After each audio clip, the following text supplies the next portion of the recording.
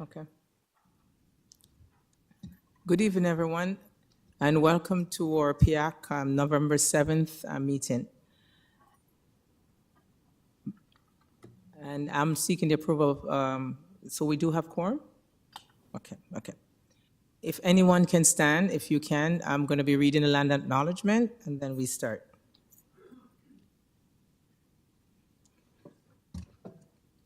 We acknowledge we're hosted on the lands of the Mississauga of the Anishinaabe, the Haudenosaunee Confederacy, and the Wendat. We also recognize the enduring presence of all First Nations, Métis, and Inuit people. Thank you.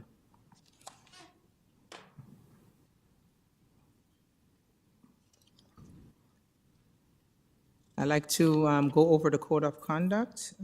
This meeting environment is to be respectful and open, and ensuring that everyone has a voice at the table. And so we're hoping that we all help support each other and have a wonderful meeting. Okay. So I'm going to go through some meeting administration at this time. Anyone perceive conflict of interest in the room? Online? I don't know who. Who's help supporting the on to see?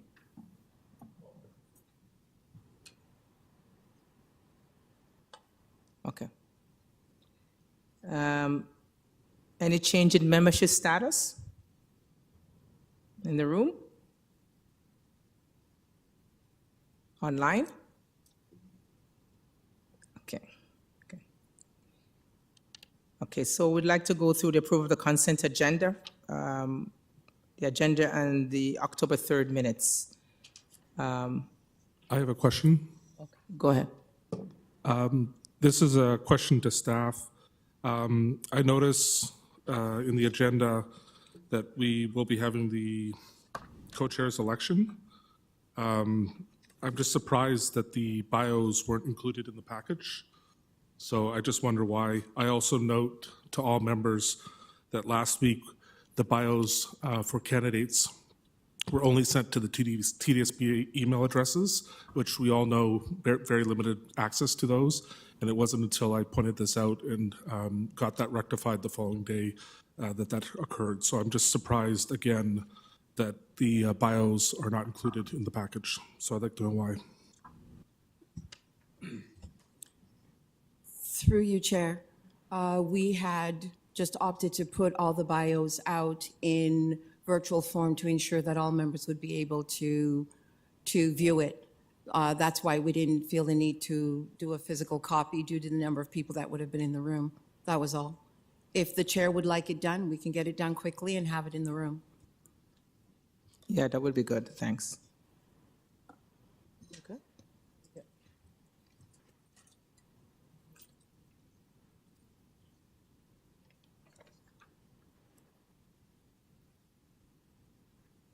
Okay, thank you.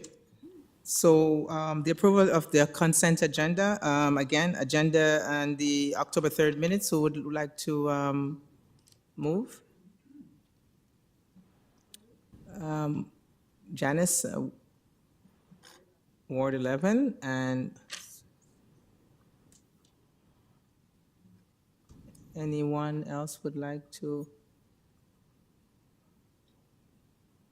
Anyone on?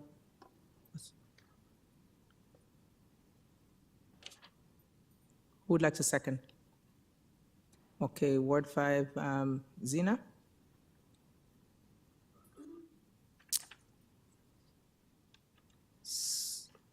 Anyone have any issue with the agenda? If not, then we could go ahead and pass it because okay.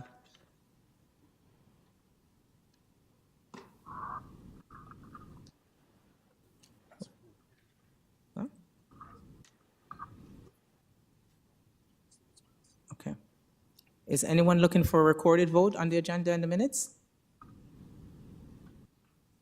No object.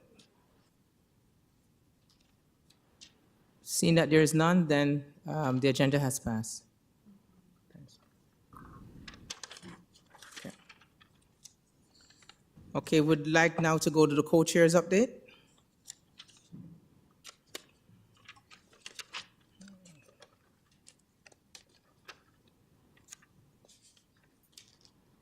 Okay, so.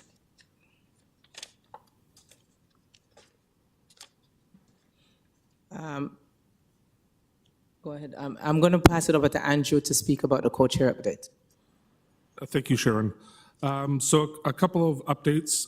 So first off, the motion that Sarah brought forward to the committee back in June around the issues around the shared email addresses and parents' and caregivers' ability to communicate for school council purposes and advisory committee purposes did make its way to PSSC, which stands for Program and School Services Committee, on October 18th. I was there and was able to speak to the recommendations and to the issues because we had made a recommendation to board. At that, there was a very strong discussion. Trustees Dawson, King, Laskin, and Williams echoed PIAC and parents and caregivers' frustrations with the TDSB staff's inability to resolve the communication issue going back many years. Trustees discussed the issue for over 20 minutes and sought information from staff multiple times. The staff, again, did say that it needed to be referred back to staff as it was an operational issue. Trustees did acknowledge that, but felt frustrated by that fact.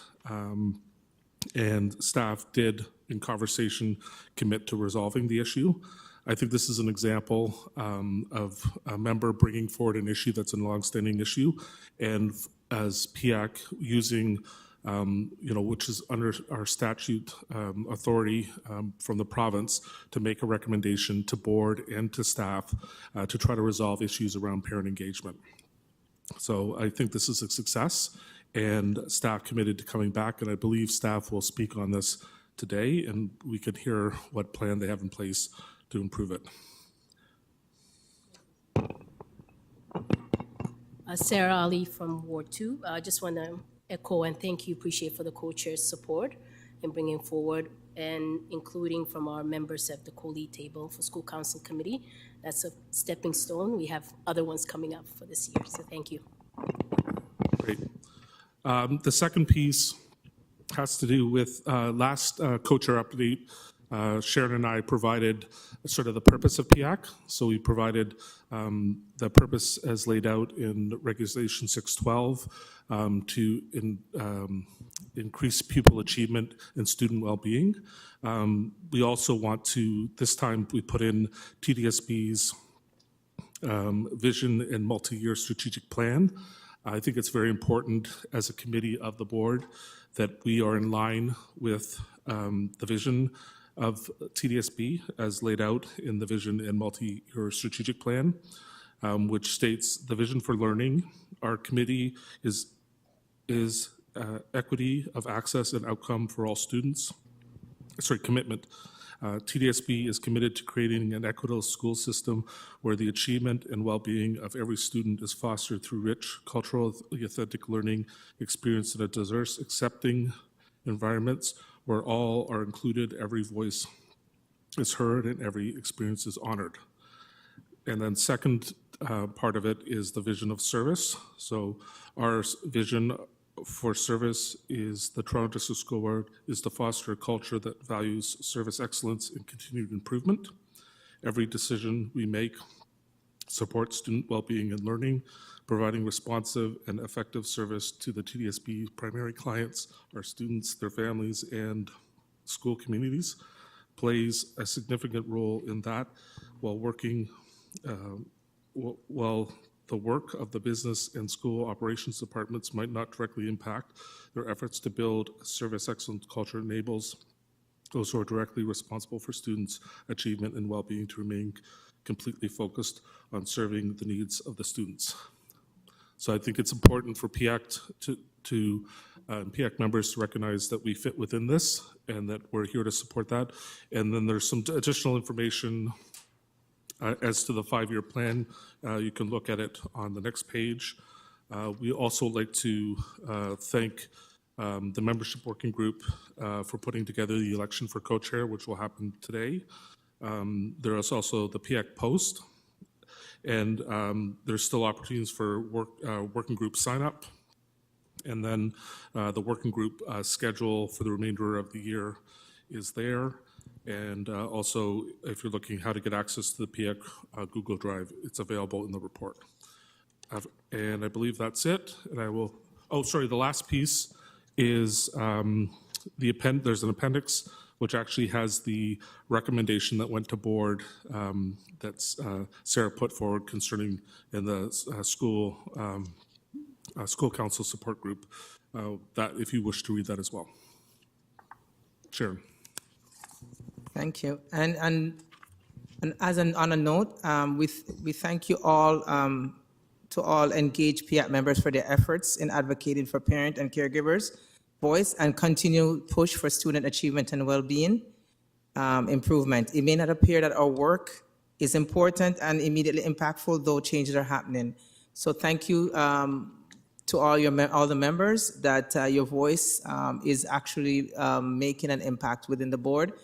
And if it doesn't look like it, it is happening. So continue doing what you're doing in order to help support our community.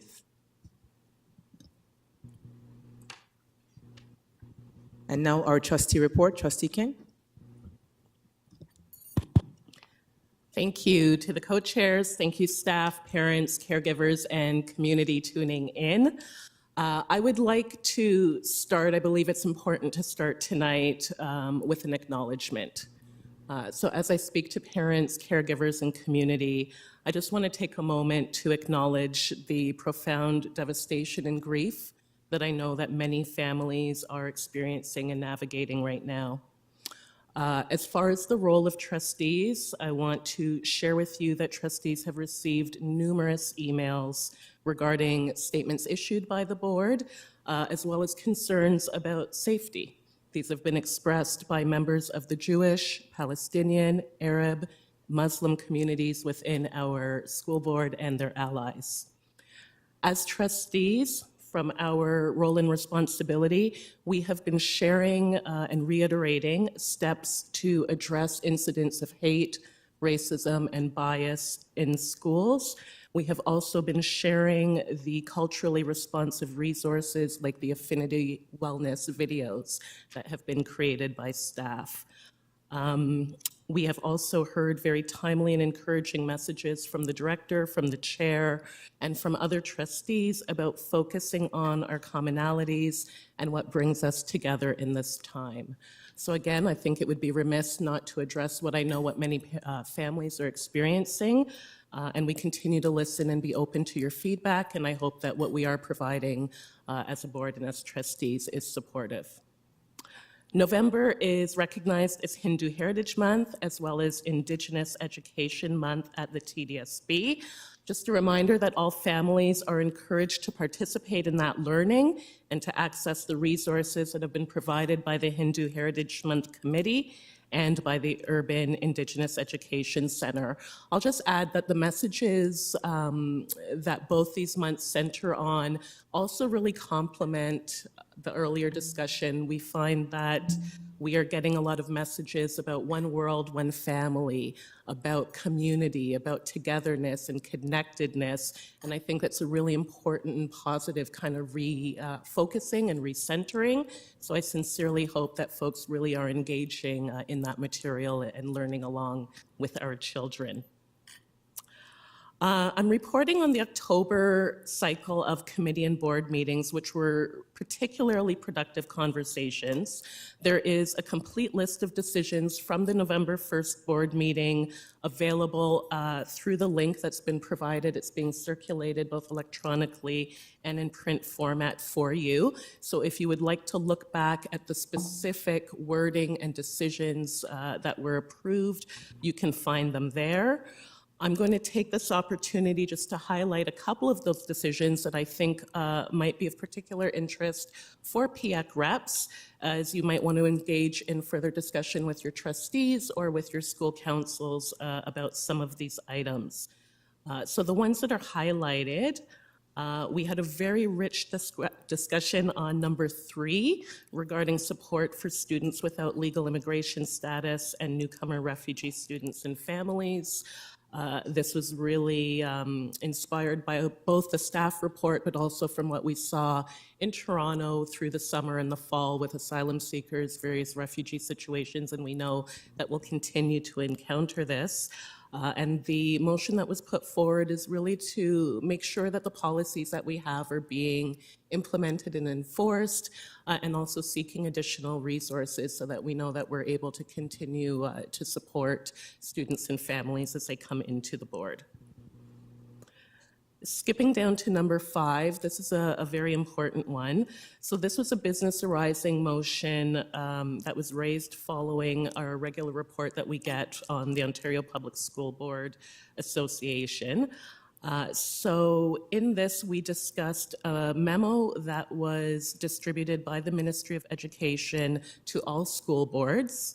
And as part of that memo and as part of larger work happening, one of the things the ministry is moving forward with is an accelerated apprenticeship pathways program. This program is a development of an apprenticeship pathway that would start in grade 11, and it would help students enter into the profession, the area of skilled trades faster. But what it means, and what is most important here, is it means that students would be leaving the system after grade 11. They would not be completing their high school diploma as part of this program.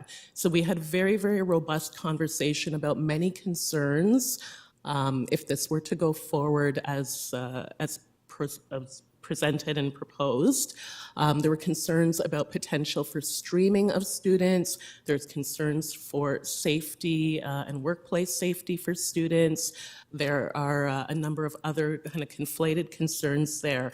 So what's important to know is that the board is responding through the formal consultation process with the ministry. We are rejecting any model that sees children leave the board before grade 12 and before obtaining their diploma.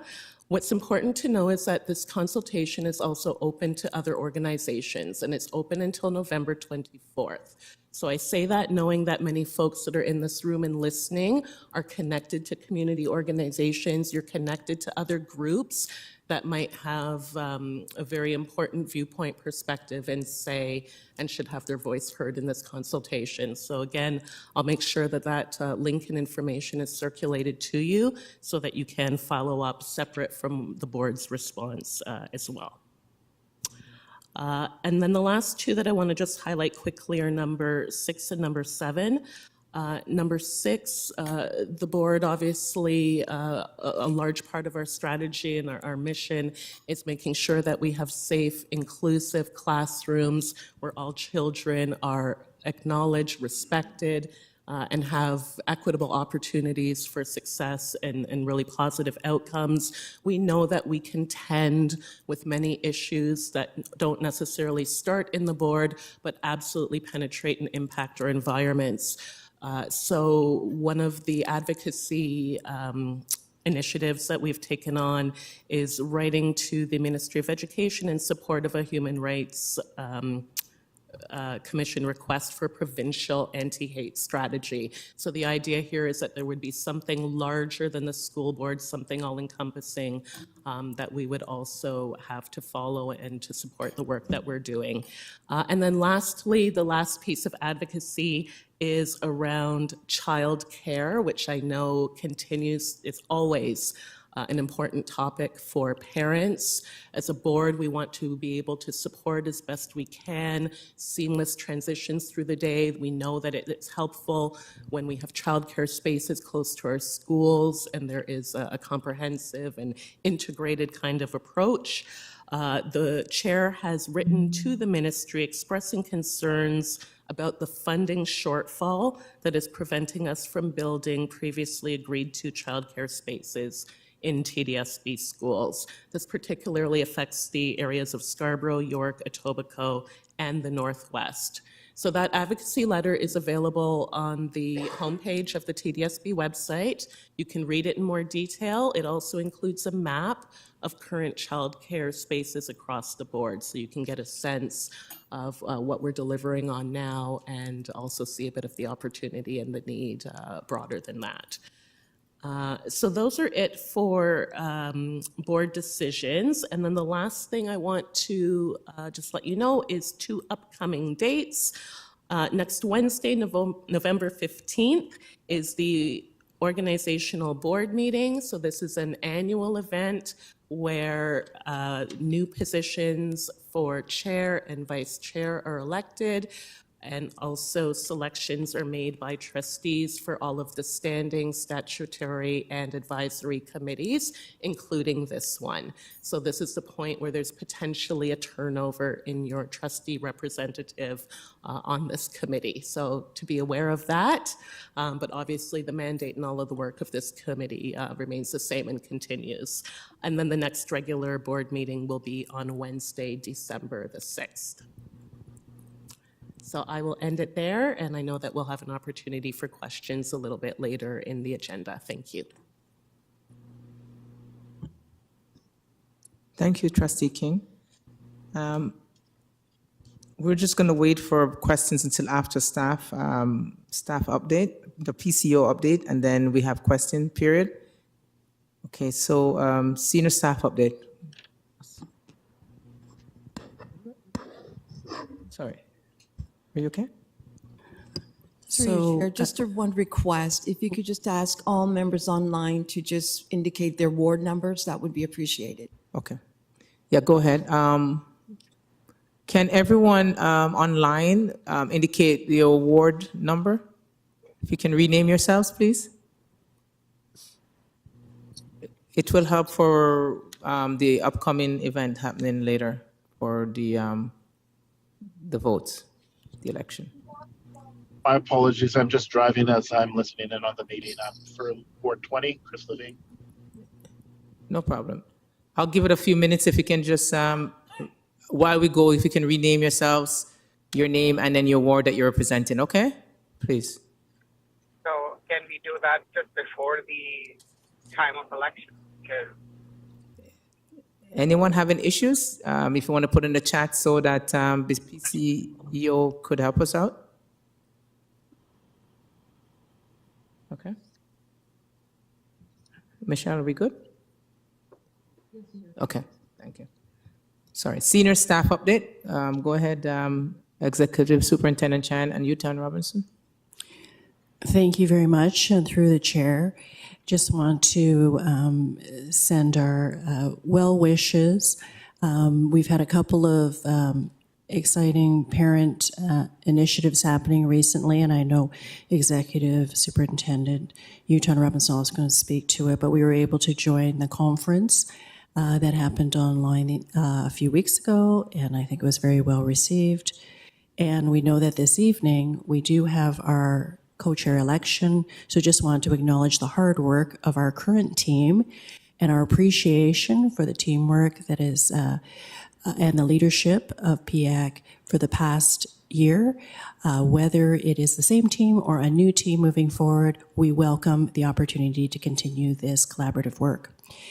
As co-chair Andrew Waters mentioned, on October 18th, there was a motion from PIAC that went to our Program and School Services Committee. And as he did describe, very much as I was going to share, there was a robust conversation with regards to emails and access of communication for school councils. And so we do have our executive officer, Peter Singh, who has come to our meetings in the past, to start sharing some of the plans moving forward with regards to addressing this issue. We also welcome an opportunity, and he welcomes an opportunity to get feedback, and perhaps through the direction of PIAC, we can get a sense of what the best working table perhaps might be to get further input. So I'm going to pass the mic over to Executive Officer Peter Singh, if you are online, to speak. Good evening. Yes, I am online. Hopefully my sound is coming through clear. I'm We can hear requesting you. for a screen share so I can share my slide deck.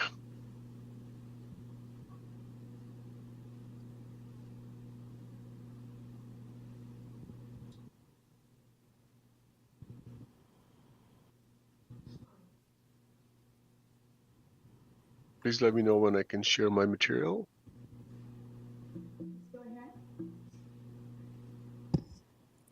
Please go ahead.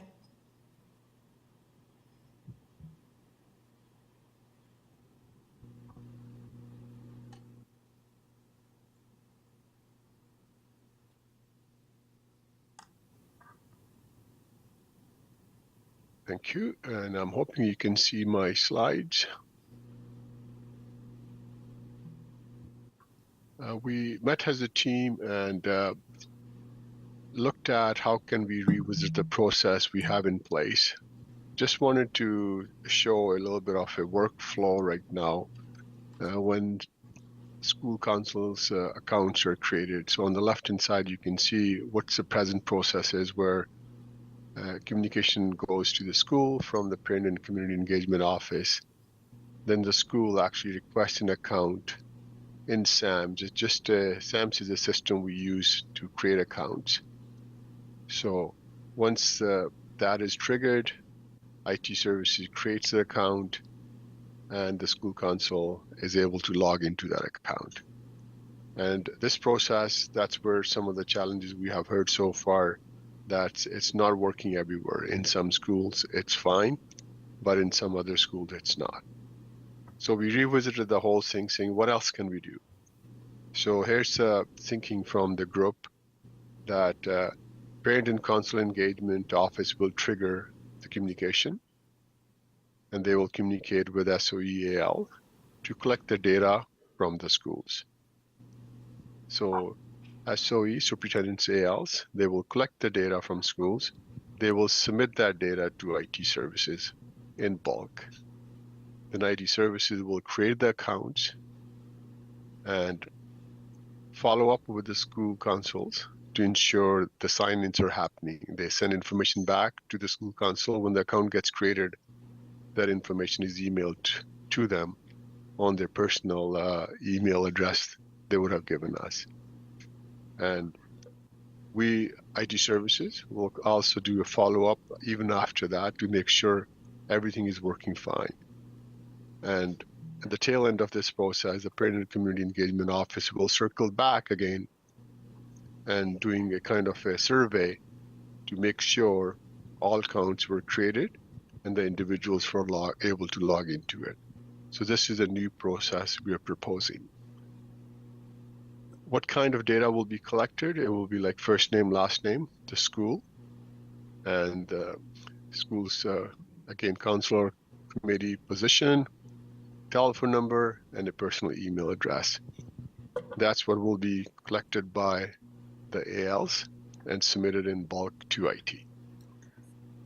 The other piece we looked at, it was account deletion extension piece.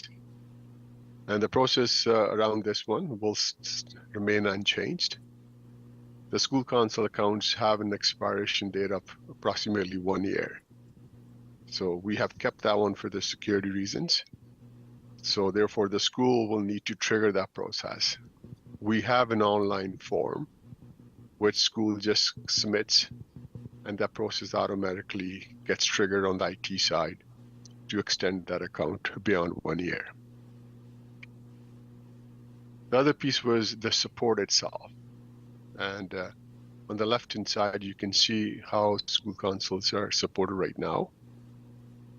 And the school council request goes through the school, and the school assists. Actually, school calls the IT, and then the information goes back to the school council member. The new process we are proposing is, if there is a password issue, the school will reset it, but all other support will come directly to IT services. And I will share on the next slide what's in place and what else are we proposing, so it's a better support available to that. The question is, why password reset? The schools can verify it's the right individual asking for the password reset. We don't have any way of verifying who's calling us to reset their passwords. So that's the reason why we wanted the local school to do that piece, but other support will happen directly from IT services. So right now, for the last few years, we had support by school principals and vice principal. That stays. And now the school council members can call the support our help desk. And also we're setting up a hotline. It's the same hotline we have used in the past. We're still using for student virtual learning piece. We just added another workload to them to just support the school councils for that one too. So that's a new support line being offered as part of this shift and change. That's what I had for today to share. I will stop sharing, and if there are any questions, please go ahead.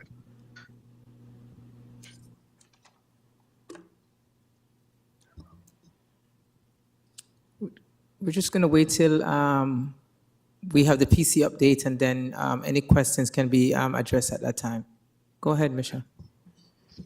Thank you. Back to the floor. Thank you very much, Peter, for that. And I know that this new process will have fewer touch points, so to speak, so that we hope that this will be more so efficient. I do want to now introduce a good colleague of ours, Elizabeth Otto, who is the System Superintendent, Leadership Development, Employee Engagement, and Continuous Improvement. And PIAC has asked for some information related to the multi-year strategic plan renewal sessions that have been happening throughout our districts. I was at one a couple of weeks ago, and it was wonderful to see the collective of parents, staff, trustees coming together in terms of this initiative. So at this point, I'm going to turn it over to Elizabeth Otto to give an overview as to how these sessions are going and some of the impact that it'll have going forward. Elizabeth? Thank you, and through the chair for that introduction. As Executive Superintendent Uton Robertson said, part of my portfolio is to support the renewal of the multi-year strategic plan. We have been engaging in the multi-year strategic plan consultation since the spring through a variety of formats, including surveys, small group instructions, ward forums, and also we hosted a session at the PIAC conference in May. We have come to the end of our engagement session. Working in collaboration with Trustee King, we'd like to provide PIAC members with an additional opportunity to engage in a multi-year strategic plan engagement session. The two dates that we've offered to the chairs and the staff are Monday, November 13th and Tuesday, November 14th. So we would look forward to an additional opportunity to engage in any additional feedback during that time. Thank you.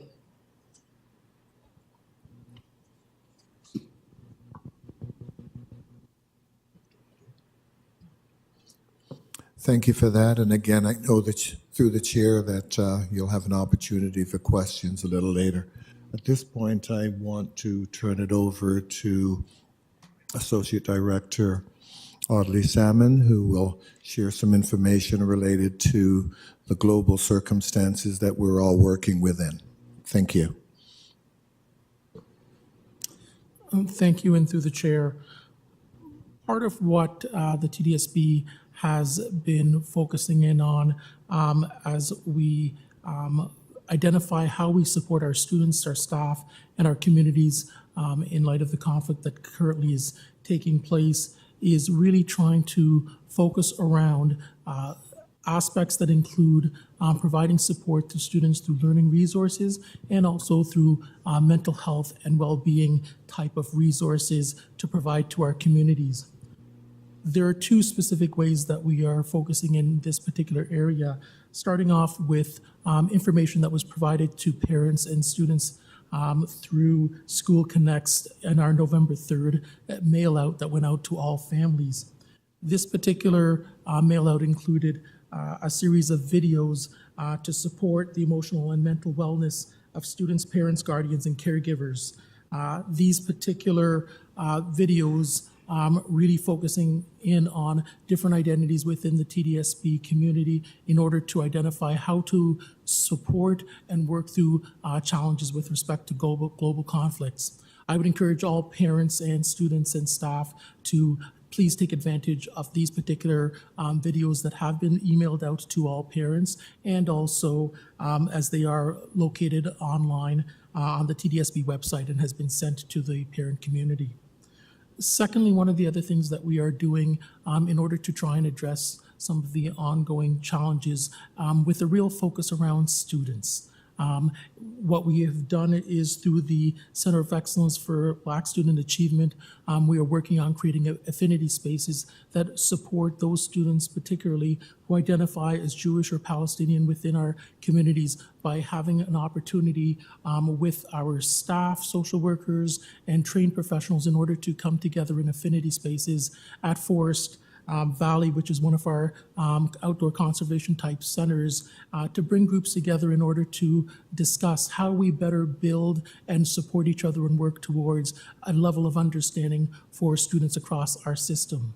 They represent two distinct but unique areas for us, but part of what we're trying to get at is the idea that as we deal with these types of situations within the global arena, we want to really go back to ensuring that we are looking at the issue of learning, supporting students in that area, and also supporting students, staff, and community around mental health and well-being. So those are just two key areas that I wanted to provide an update to parents on this evening, because we think that it's vital that we play a role, and that role is with respect to education and support for our students.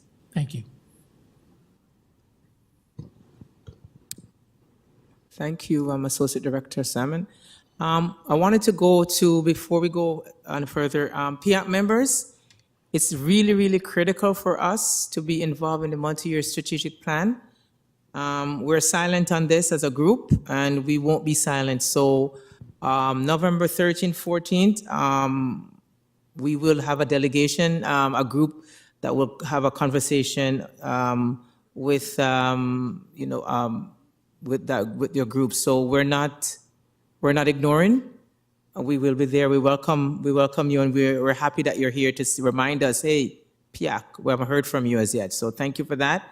I will work through the PC office in order to have a working group or delegation, a consultation team. And I'm looking forward to our group being there. I know that one of our lead is not here and won't be available for a bit. So I'll be the lead in terms of health supporting, and then within that group we'll go if we don't have anyone else who would lead the team.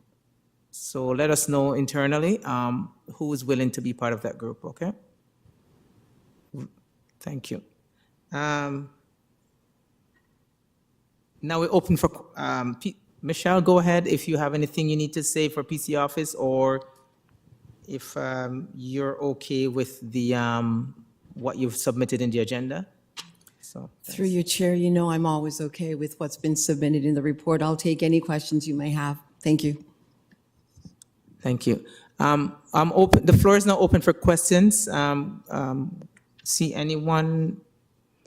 We'll go online first, and then we'll go on the floor. Anyone from online? I don't see who's monitoring. I can see. No one from online? Michelle? Anyone online that hasn't? Ward 6? Seema? No, what's that? Ward 16? Through you, Chair, Ward 18. Ward 18, I apologize. Ward 18? Seema, go ahead. Ward 18. Hi, Seema speaking. I did have a question. How do students and teachers presently perform a password reset? We couldn't hear you. Could you speak up, please? Oh, sorry. How do students and teachers currently perform a password reset? Through you, Chair, the question is how, it's also in the chat, how do parents or teachers do reset password? I believe that question is for Peter. Yes, it is. Through the chair, there are multiple ways that this happens. The teachers at a school level can reset students' password through our SAMS system we have in place. Also from grade 5 to 12, we have a self-service portal set up where the students have set up a question or another way of informing that they are the key person. It's almost like a multi-factor authentication, and they can trigger their own password through that mechanism also. Same logic applies to teachers. They have self-service portal for password resets. If they're not able to do that on themselves, we also have our service IT portal where they can submit their request, or somebody else can submit a request on their behalf. And the teachers can also submit requests for a student on our portal also. So there's multiple ways this happens across the system. Thank you. And back to the floor. Go ahead. Through you, Chair, just a confirmation, Peter, are parents or teachers able to do a password reset for school council chair email accounts? For school councils, the school principal have that ability to do that through the same SAM system. Yes. Thank you. So just to clarify again, when it comes to individual student, then it would be the teacher. But when it comes to school council, then that would be the principal who's also on council that's going to help support that, correct? That is correct. Okay. Or designated VP if that is the case, correct? Yeah. My answer will be yes. Okay. Thank you. Any other questions online before we go to the floor? Through your chairs, I see Ward 17 followed by Ward 10. Go ahead, Ward 17. Tanya, and then Thank Ward you. 10. Thank you, Chair. I just had a quick question regarding feedback on the apprenticeship program. Are students still able to complete, I don't know what we call it here, or the equivalent to like a GED or a high school diploma equivalency testing, even if they go through the apprenticeship program or the proposed apprenticeship accelerated program? Through the chair, I'm going to do my best to answer. My understanding of the models that are currently proposed is that once a student follows that path, they are no longer a part or a member of the school system. Whether or not they pursue like night school or another means through another institution of getting any kind of certification or credits, that would be separate from what we offer. And I'm just speaking off of like my best knowledge right now, but happy to go back specifically to that memo and look at any specifics around that for you as well. Excellent, thank you. And what avenue would we give our feedback if you are in the trades industry or are very familiar with the trades industry and the lack thereof of skilled trades. From a different point of view, what avenue would we go to give our feedback? Is that through you, trustee, or So through the directly through the board? chair, I will make sure I provide the link for the responses to that consultation so that it's available to everyone. There are some guiding questions that they're looking for folks to respond to, but I imagine that there's always room to provide feedback that supports growth of the trades. We understand that we want to see that. We understand that we want to see more women in the trades. We're supportive in many ways. From the board's perspective, our feedback is really around that distinction about leaving the board and leaving that pathway, but there can certainly be room for feedback around other positive aspects of investing and developing pathways into the trades as well. Perfect, thank you. Thank you. I'd like, before we go to Ward 10, I'd like the Associate Director or team to explain if there is any pathway that's supporting trades at this time, and what's the difference between what's been said. Through the chair, thank you. Yes, there currently is a pathway that leads towards apprenticeship type programs through our either OYAP program or the dual credit program or the skills trade involving sector councils. So there actually are already 3 distinct ways in order to move a student forward with respect to ending in an apprenticeship type program. Part of the challenge with this particular recommendation or consultation process is that the suggestion in one of the options is that students, after completing a total of 16 credits at the secondary level or age of 16, would effectively be going forward into an apprenticeship program where the employer would become the key connection for their learning and education over the course of the next 1, 3, 5 years. That's our concern with this particular proposal or recommendation, and that's part of the reason why we as a board would not be able to support that particular pathway based on the challenges that it poses. In particular, when a student who may be 17 years of age engages in an apprenticeship type program through an employer under that particular model where the employer is the key point of contact, we get into a situation where the student may, after 2 years, may after 3 years, make a decision that maybe they don't want to do that particular trade. And then you now have a 19-year-old, 20-year-old who is no longer in school, who does not have a secondary school graduation diploma and is not quite sure where to go and what to do. And that's the situation we really cannot support at this point in time. Thank you. Thank you. And just to be clear, the pathway right now encourages or ensure that the student graduates as a high school student and still have the apprentice or the skill trade, correct? Yes, that does. Thank you. Thank you. We'll go to Ward 10, and then the room, and, okay, Ward 10. Go ahead, Bruce. Oh, you're in the room. Yeah, sorry. It was clarification from Mr. Peter Singh.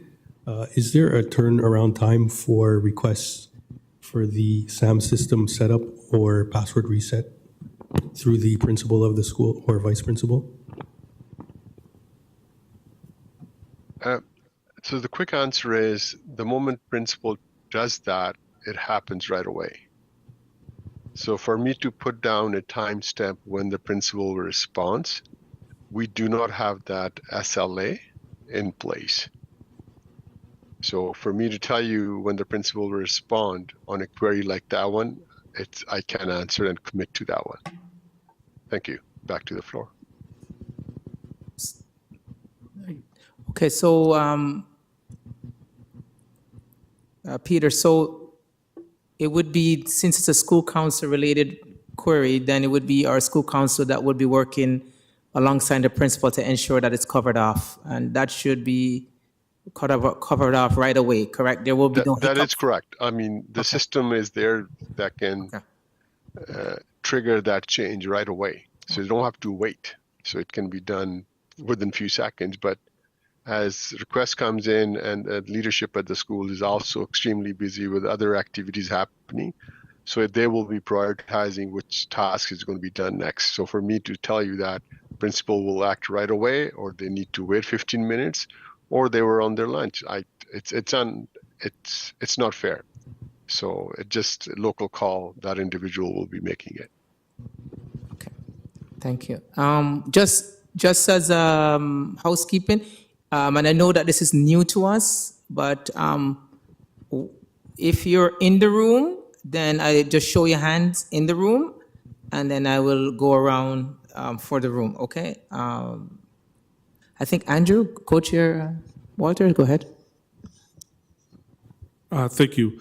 I do appreciate the work that's been done to look at the email situation. I appreciate the effort being done. I see a couple of best practices closing the loop to make sure that there's follow-up so that issues are resolved. I would just suggest, and again, hopefully we can work offline with the PCEO office or the PCCEO office to maybe set up a place for recommendations. But I did note that the counts expire after 1 year.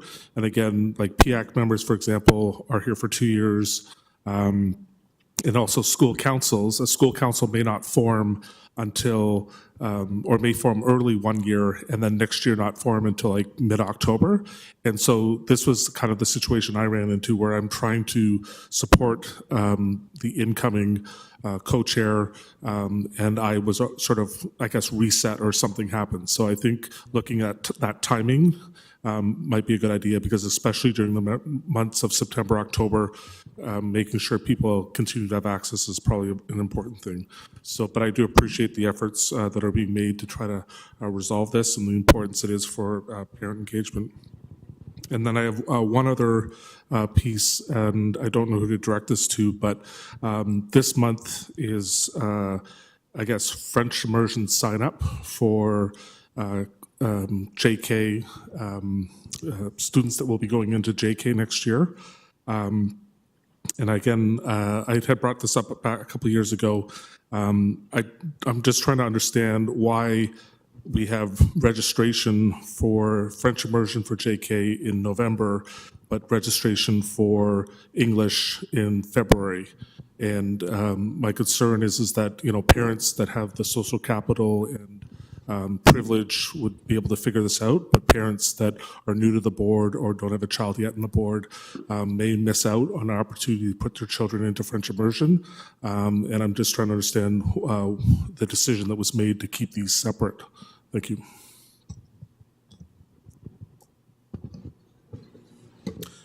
So thank you, and through the chair, with respect to the French immersion challenge, why is there junior kindergarten registration for French immersion in November, where traditional kindergarten registration is taking place in the month of February? Part of what is the unique situation that TDSB finds itself in is the fact that we are probably the only board in the province that guarantees a placement in French immersion to all learners, so long as there's a specific number of students that request that particular placement. So in order to do that, which requires that we have enough French teachers in order to meet the needs for the French immersion programming, we need to be able to ensure that we have a teacher in that particular classroom. In order to get to that, because it's a guaranteed thing based on our policy, our staffing timelines requires that we have all that information in before staff is actually allocated. So it's the running up against the March 31st deadline around staff having to be allocated.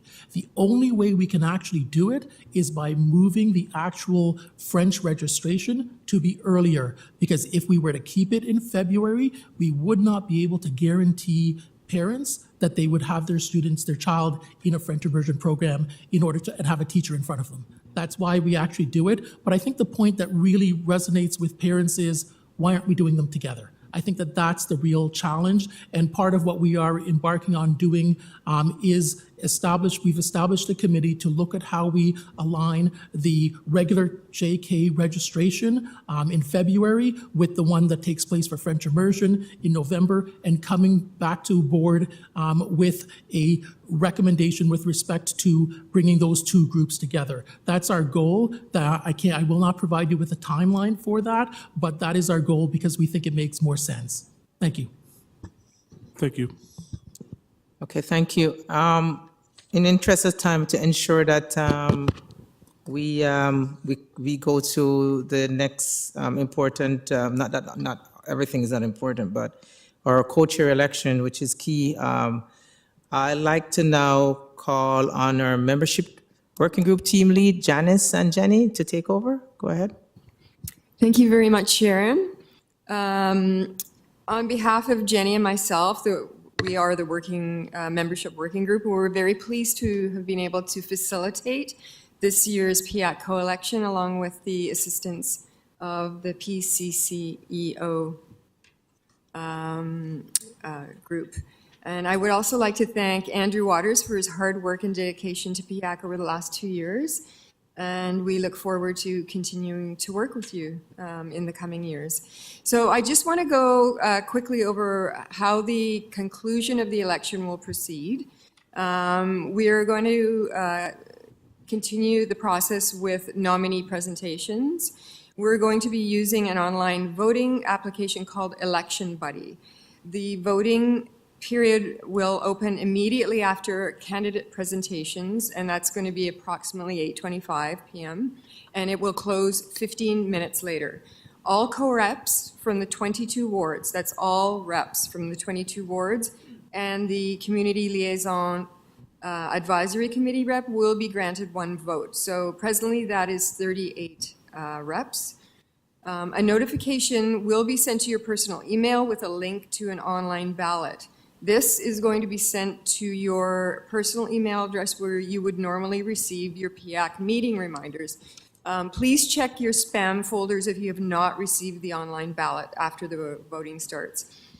We highly encourage you to vote online. However, a traditional paper ballot is available here for those in person that choose not to vote online. And it's impossible for you to vote more than once, so the system will reject your subsequent attempts. I'm going to hand it over to Jenny right now, and she will facilitate the candidate presentations. Thank you. All right. Hi, everyone. Bear with me. I got sick, so got the big C. So if you can't hear me correctly, just let me know. So we have 4 candidates that will be presenting their profiles. For those who have submitted bios ahead of time, they have been sent out to you. And I believe you guys have all received a hard copy for those who are in person. Each candidate will be given 3 minutes, and this is going to be a hard stop. And that's a 3 minutes maximum to present, after which we will proceed with the vote. The 4 candidates who are running are Andrew Waters, our current co-chair, and he is in Ward 9. We have Zina, who is the co-rep for Ward 5, Kay Dean, who is our co-rep for Ward 8, and Bahira, who is our co-rep for Ward 14. So to make this fair in terms of presentations, what we did was we added all 4 candidates' names into a random list generator to create the order in which you guys will be presenting. So the first person who will be speaking will be Kay Dean. Now, I just wanted to confirm before you start, because I can share my screen and put up a 3-minute clock, but I'm not sure if you guys will be doing that in person there. Michelle, could you confirm? Through you, please go ahead. That's fine, Jenny. Okay, so I will share my screen, guys. I'm going to try to make it so that we can share both the clock and the speaker. So just bear with me for a second. Okay, and I believe the speaker should be able to be seen as well, correct? So Kay Dean, you'll be up first, and when you're ready, just let me know, and I will hit start on your clock. All right. Thank you very much, Jenny. I will start now. There we go.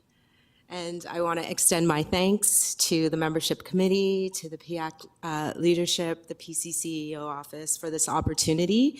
And it is very much my pleasure to have the chance to represent myself amongst a group of fantastic ward reps and parent volunteers. I've been with the PIAC now for coming up to 4 years, and the majority of that time, of course, during COVID, while we navigated all of the challenges of what it meant to do our work, to provide our students and families the necessary supports online. And I know how hard everyone has worked to continue to keep this committee and this important component of parent engagement going. What I want to say by way of why this experience and this opportunity is important to me is that it is certainly a move for me to step out of what is a definite comfort zone to be able to more effectively support the work of this dynamic work of this committee, and acknowledge that what I've seen in the past 4 years is a significant amount of change in representation, in the reps, even in our trustees, our staff. All of this has continued to change. And what that means is that, at least for me, that there is a lot of value and emphasis that we can put on building and strengthening relationships between our members on this committee. And my hope is that by putting the emphasis on what it means to have good relationships, mentorship, having our experienced reps work alongside new representatives or our ward reps means that these relationships, our sense of belonging, get enhanced. We will continue to see engagement and participation in our working groups grow. We need everyone's participation to continue to do this work. And I think, not to lessen what is being done and everything that everybody contributes, but in fact, we can't take away the importance of what it means to have relationship building as a part of our work, right? We're business as usual always. Everyone is very efficient. But if we are really thinking about how we can share the work, share our responsibilities, to put time in how we get to know each other, help our members feel a sense of belonging, and then be able to better go out and engage our parents, our school communities, to be involved in this committee, to bring their voices forward to our work in the board. So thank you very much. Thank you, Kadeen. Talk about right on the mark. Excellent. Thank you. Our next person to speak, according to our random generator, is Bahira. So Bahira, you can go ahead and let me know when you're ready. And let me just get the clock restarted for 3 minutes. Sorry, 1 second, guys. Okay. Okay, hello everyone. Thank you so much for the opportunity. My name is Bahira Abdel Salam. I'm a civil and structural engineer. I have PhD in civil engineering. I'm a small business owner. I'm a mother for 3 boys. And I have been involved with the parent council and with the PIAC for around 1 year.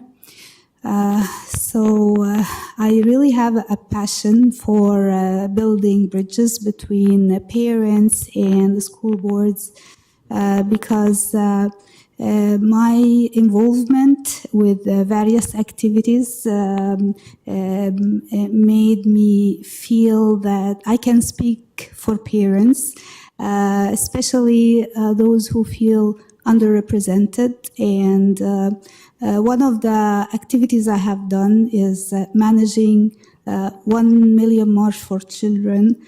So many parents, they felt that there are lots of things are missing. They don't feel their children, there are needs that are not communicated effectively with school boards. So I want to be this, providing this representation.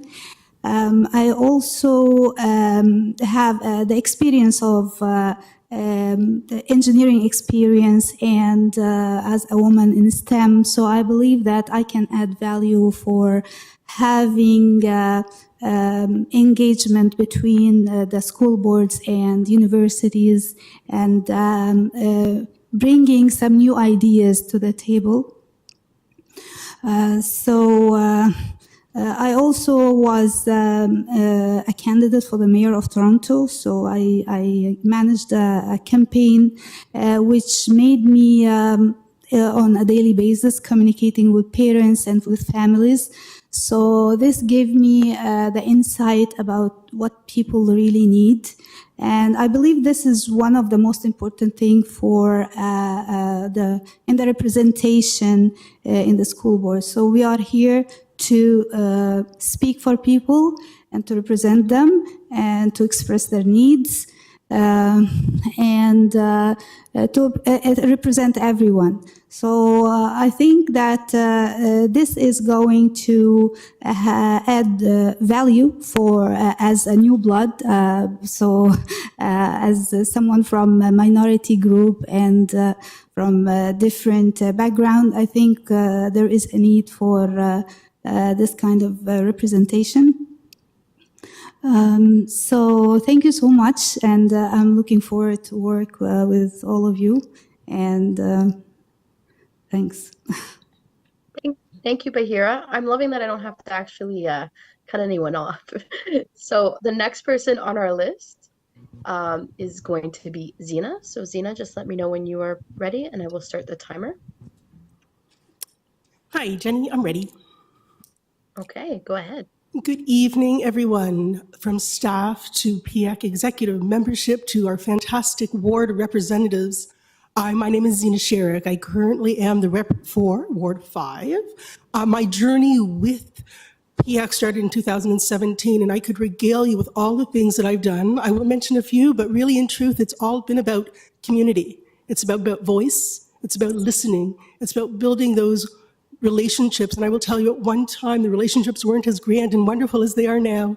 So the reality of going through an experience of building and listening, bringing everyone together, whether it was staff, whether it's parent and caregivers, whether it was community members, and making them feel listened to, making them feel included, making their voice heard, making them feel as though they have a space, a safe space to communicate, to collaborate, to share, to engage, as well as to supporting the well-being, the health and well-being, the mental health and well-being and achievement of all the students across the board, a passion that rings through with all the voices that we've heard over the years. So as a co-chair, which in fairness, I have held once before at PIAC, my role would be more of a support, helping the navigation, allowing people to learn new things, allowing people to explore, at the same time supporting the vision of the board as well as PIAC's vision to support school council, which is a hard job. And we all know that. We've been there, whether we've been a member of a school council or whether we've been to a school council event.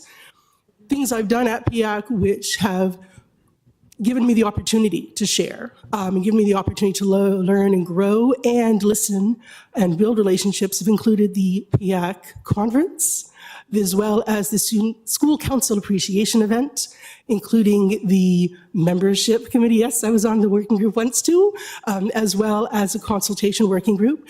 I happen to be one of the happy members of PIAC at the time, a co-chair that helped navigate the boundaries of the wards that we have today and where the PIAC reps sit in those. And I will tell you that was an adventure in maps and in negotiating where people were and things like that. So would I love the opportunity again? Yes. Would I love to work with everybody? Absolutely. And I think it's a place where we listen to each other and we build relationships and we collaborate and we do more, we learn more, and we go where we need to go to make changes that are going to help support and get the achievement that we're looking for with everybody at the board.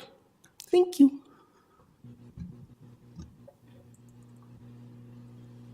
Thank you, Zina. So last but not least, we have Andrew. Andrew, when you are ready, just let me know and I will start the timer. I'm just going to reset it. Okay. All right, go ahead. Thank you. Hello, everyone, and PIAC members. Again, my name is Andrew Waters. Everyone knows me here. Again, so I think first off, when I think about leadership, I think about that it's service and support. And I think from that perspective, looking at what the purpose of the organization is, and then how can we connect that to the output or impacts. So again, and I've said this many times to many people, but the purpose of Parent Involvement Committee is to support, encourage, and enhance parent engagement at the board level in order to improve student achievement and well-being. And there's three things that the regulation lays out: to provide information and advice to the board, so that's through our recommendations, to communicate and support school councils, and to undertake activities to help parents of pupils of the board to support their children's learning. And lastly, PIAC, both PIAC and school councils are very important accountability mechanisms to provide accountability for parents. As you all know, I'm very passionate about public service, and specifically public education. And I've sort of the last couple of years I've been here really focused on setting up structure. So again, working on the working groups, we're finding them, we had 15, now we have 6, and focusing around the purpose so that we can be successful moving forward. The 4 years prior to myself being co-chair, this committee passed 3 recommendations to the school board or school staff. Since I became co-chair, supporting members, that is actually 18 recommendations in the past 2 years. So these are, again, numbers around the achievements that we're trying to make together. Again, today is an example where when we make recommendations, when we make our voices heard through that, we can actually have staff listen to trustees. So I find that very important. I want to spend the last bit of time on sort of my vision going forward. Again, is to support the enhancement of the accountability. So supporting members to make those recommendations, because that has a greater impact than anything else. I know we focus a lot of time on the events and those pieces, but again, those only can support up to 400 to 600 people. We have 250,000 families. So we should be looking out from that perspective. Further, I think it's really important to ensure that we can support PIAC members. And one thing that we did look at is getting engaged in the awards, which means providing funding directly to PIAC members to support engagement in the wards. Thank you. All right, thank you, Andrew. Okay, I'm going to stop the share.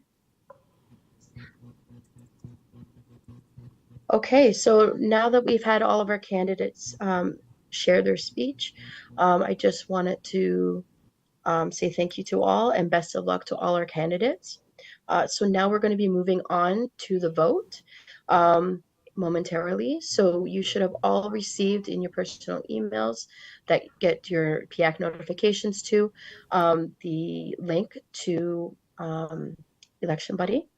If you don't, make sure you check your spam, as we mentioned earlier. If you are going to be doing, and if you're in person and you're going to be doing a paper copy, I think they'll be passing them around shortly if they haven't started already.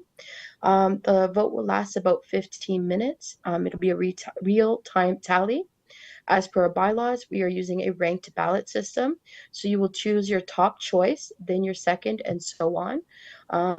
And as per our bylaws, our tie will be determined by drawing lots. So when you go to Election Buddy, it'll give you the list of the candidates and you rank them, and then the system will go on from there. Janice, is there anything else I'm missing?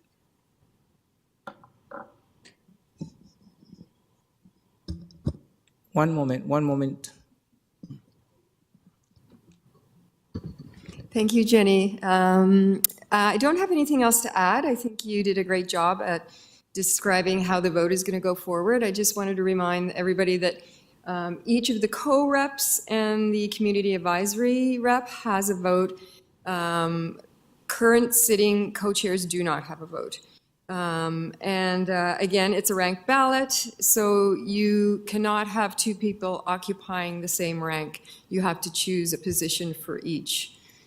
So I will now turn it over to the PCCEO office, who will take the election from here. Thank you. Thank you, Janice. Through you, chairs, I believe every member should have now received a ballot. Is there anyone in the room who requires an in-person ballot? Thereby seeing none, we'll just await for the vote to close.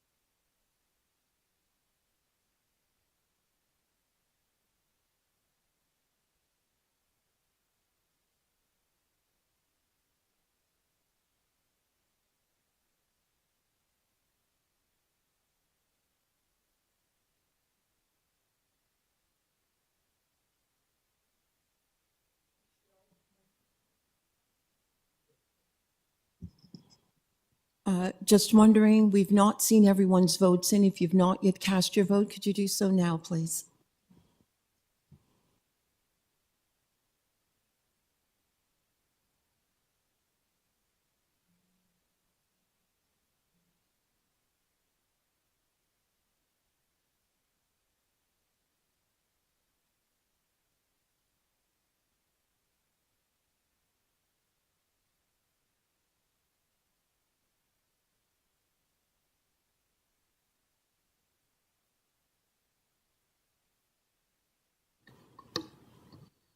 Please let us know if you're having any issues casting your ballot.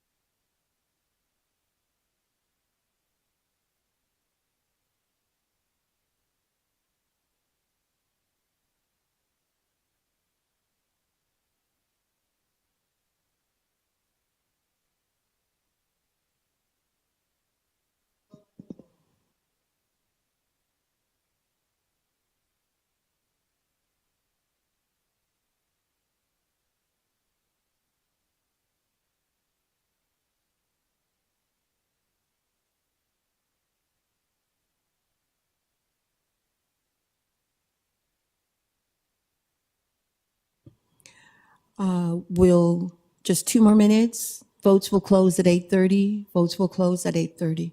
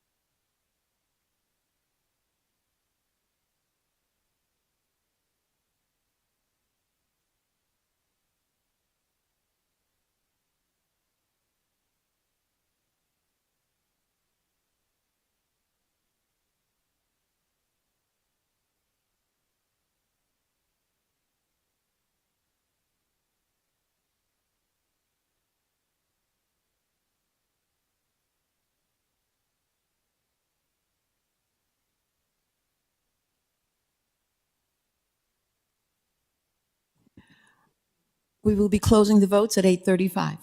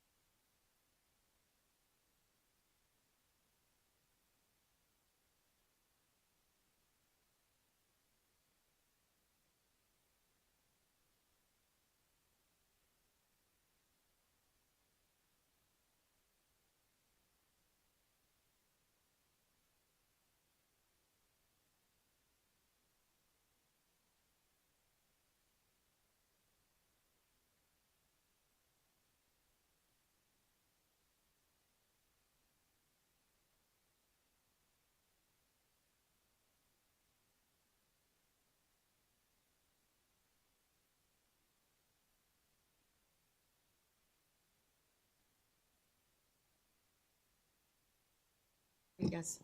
Good evening. Thank you, everyone. Thank you so much for your patience as we use this tool for this meeting for the first time, and we're hoping that it works with us. So what we want to do is just show you live what the election's outcome has been. So, Suzanne, would you please? So because of the preferential voting, what you will notice on your screen is the system does automatically its adjustment. So what you'll find is round one, you will find that after round one, Bahira had the lowest vote. So what the system automatically did with the preferential ranking was moved it into round two. And it moved into round two because we didn't have a unanimous based on 50% plus one candidate. So the system then automatically went into round two, which then removed the person with the lowest vote, reallocated it, and then you will notice that after round two, Kadeen was eliminated, and then now we're into round three, where your two candidates that we need to enter into a final round of elections will be for Andrew Waters and Zena. So what will happen now is we will prepare a new ballot with these two candidates, and we then need you to cast one more vote to determine the co-chair of PIAC.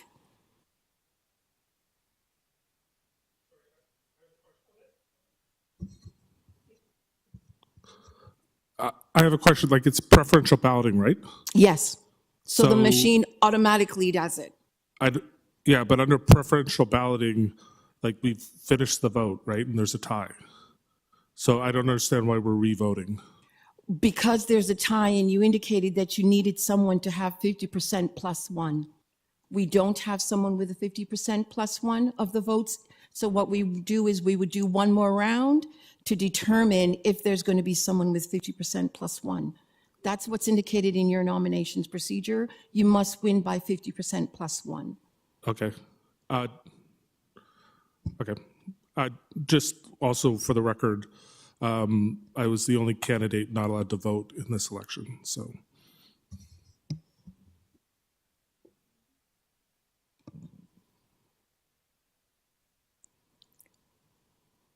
All right, so we will now exit the screen and we will resend another ballot out to each of the members. Just give us a couple of minutes to do that.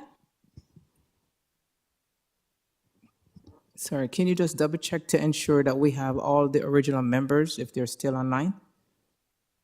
The numbers that we started with for voting.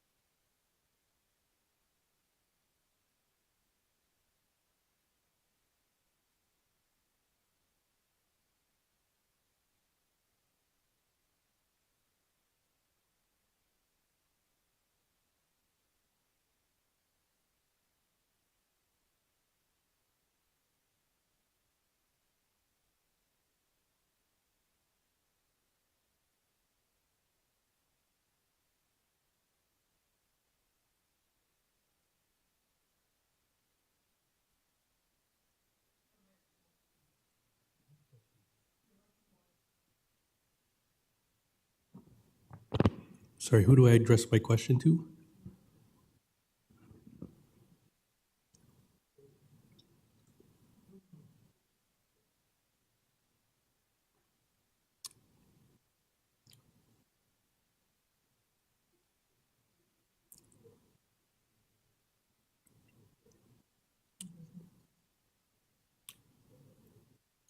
Sorry, I think, Janice, do I have questions for you about the vote?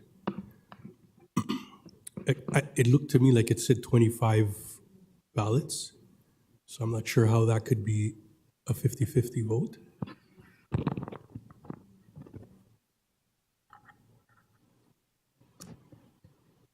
Sorry, could you repeat that question?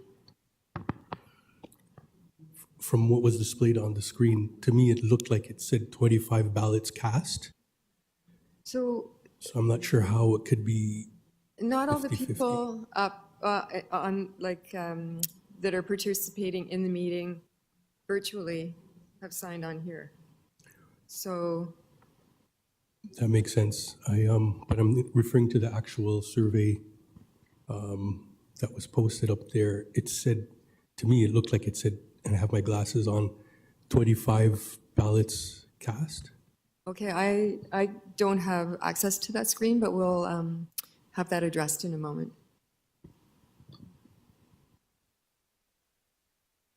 There's the option to abstain. That could be what happened.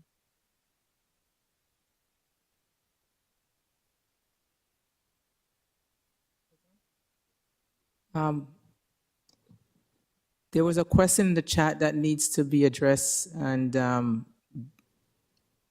Jenny, would you be able to just to read what's in the chat and the answer that was given, so our colleagues on the floor is aware of what's happening? Are you referring to the question about if we were voting for one chair or two? Yes. Okay, yeah, so Alice wanted to know if we were voting for one chair or two. And we just advised that the co-chair terms are usually staggered. And as you guys know, Sharon is only in the 1 year, you still have 1 year left in your term. Can I make a statement? In the interest of PIAC, I'm going to withdraw my nomination. I believe that the election process, like to work out all the pieces around ranked balloting and e-buddy and those kind of pieces, it still needs to be refined, but in the interest of the committee, I will withdraw my nomination so that I'm not eligible for the next round of voting.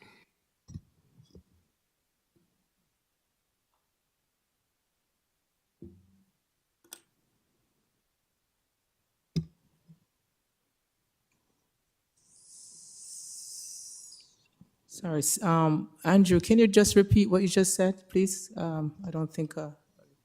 I'm withdrawing my nomination for co-chair at this time.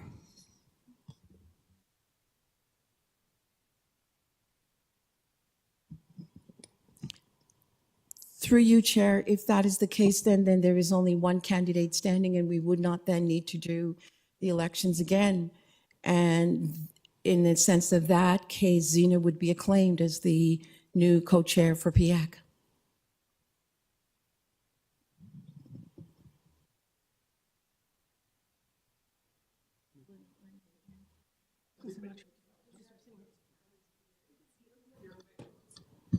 Congratulations, Zena.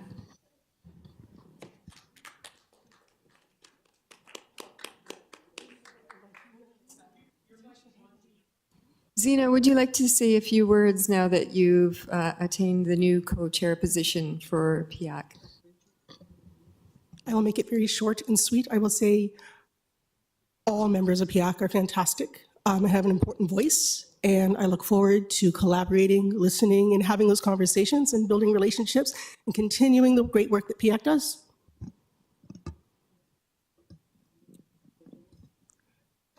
Thank you so much, Zena. I would just like to say before we close up this election that I'd like to say a big thank you on behalf of the membership committee to Zhu Zhen and Michelle for their support, expertise, and hard work in making this election process a very smooth one for us all. And we're very happy for you, Zena. Congratulations.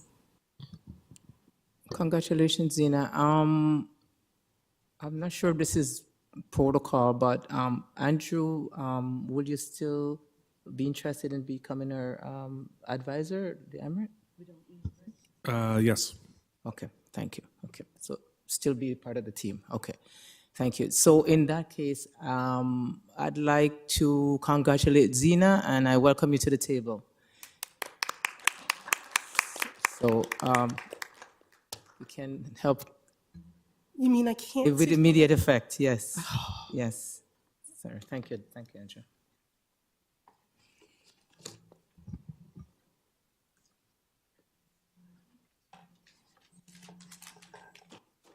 We'll talk about that.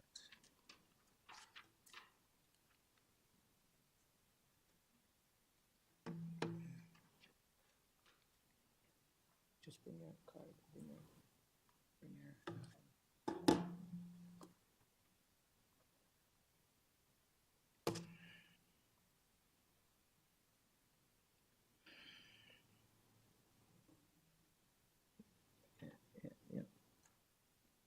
Welcome to the table, Zena.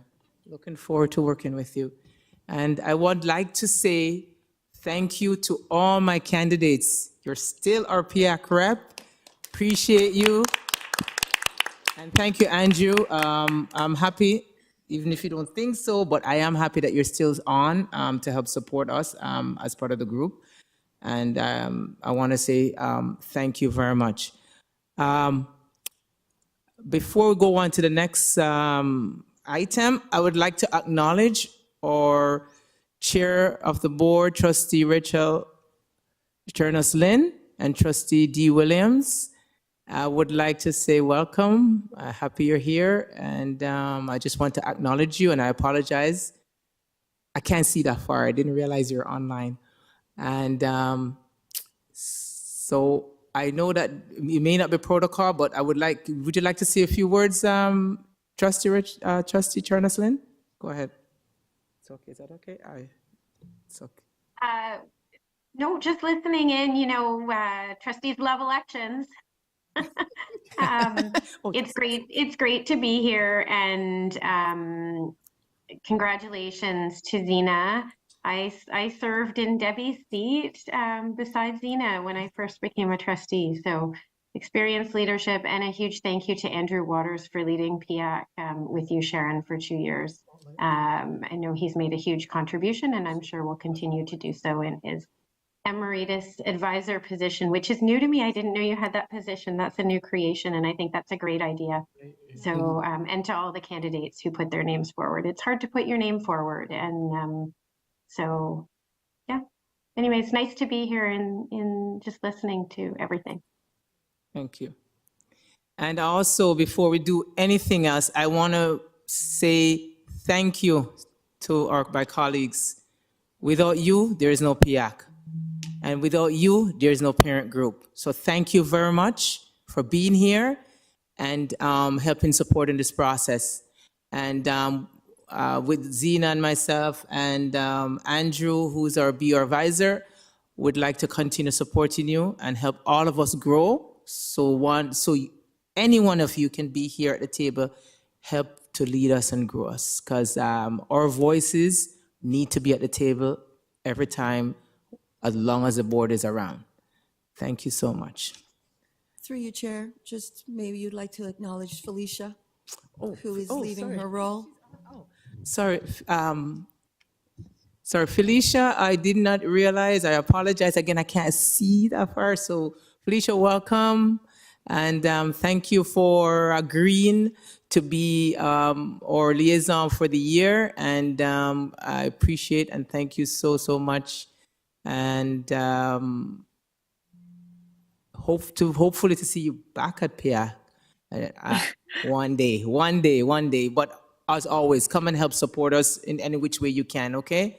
And Of course, as I transfer out of this position, I'll, of course, help Andrew transfer in as PIAC co-chair, liaison emeritus, alumni. I don't even know what our official title is, but congratulations, Zena, and congratulations to all the candidates. And yes, thank you to everyone who put their name forward.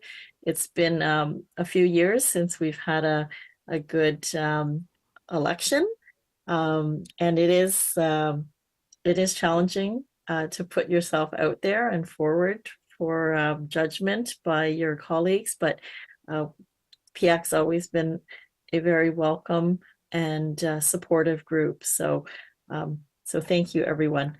And Andrew, be in touch as to how we transfer stuff over. And congratulations again to Zena, and best of luck, Sharon. Good seeing everyone. Thank you. Thank you. Thank you. So on to working group reports, membership.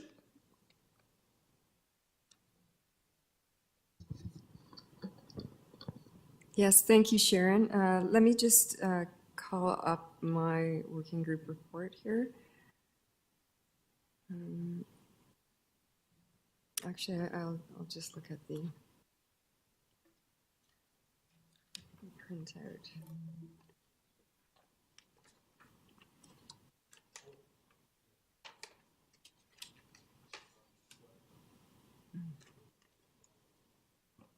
Sorry, just give me a moment.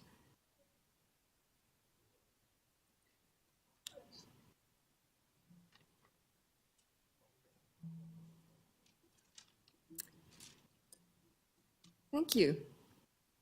All right, I just wanted to give a recap of what's going on with our membership. I did issue a report last Friday and it was sent out. And it's also in this package for all of you that are here in person. So currently we have the number of sitting members at 38, so that's 37 co-reps plus one community liaison advisory rep. For our meetings, we need 40% of the sitting members rounded up for quorum, which is 16. A number of members signed up for a working group is only 14. So I'm really hoping that, 38 minus 14, the difference there, that you can all get yourself interested in signing up for a working group. There's so many great groups happening, and, the meeting is only once a month, and there are lots of enjoyable things for you to get involved with, and also many important things for you to get involved with. So please make an effort to find a working group and get yourself involved. We didn't have any new PIAC members from the last time, but I just wanted to again welcome Eden Hagos and Shelley Kalperger from Ward 16, who they were both elected in May of last year. Currently, we have 7 vacancies, and we have 8 members, we have 8 members with expired terms, and 4 members with upcoming expired terms. So there should be some ward elections coming up, but right now we don't have any schedule that I'm aware of. So again, please get yourself signed up for a working group, get yourself on the Google, sign up for the Google Drive if you haven't done that already, and all those links are in the report. And that's all I have to say. And again, congratulations, because it was the membership group that helped to facilitate the elections, and congratulations to Zina. Thank you. Thank you. And I wanted to say thank you, membership group. Janice and Janice, Powerhouse team, the J to the power of 2, that helped put this together, and we appreciate all that you do. This is volunteer, and there was a lot of hard work in the background to facilitate what we're doing now, which seems very seamless, but there was a lot to do in the background. And without the strong, and I repeat, strong support of the PCCEO, Michelle and Susan, this wouldn't happen as smooth as it does. So I really, really want to say thank you. And can everybody give them a round of applause? Thanks. I appreciate you. Thanks. So on to the event working group. Is Nadia on? I'm here. Can you hear me?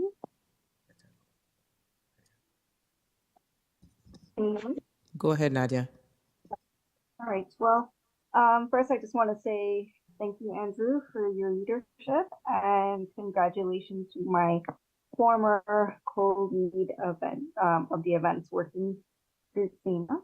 So there is a co-lead position that's available if anybody is interested. Hint, hint.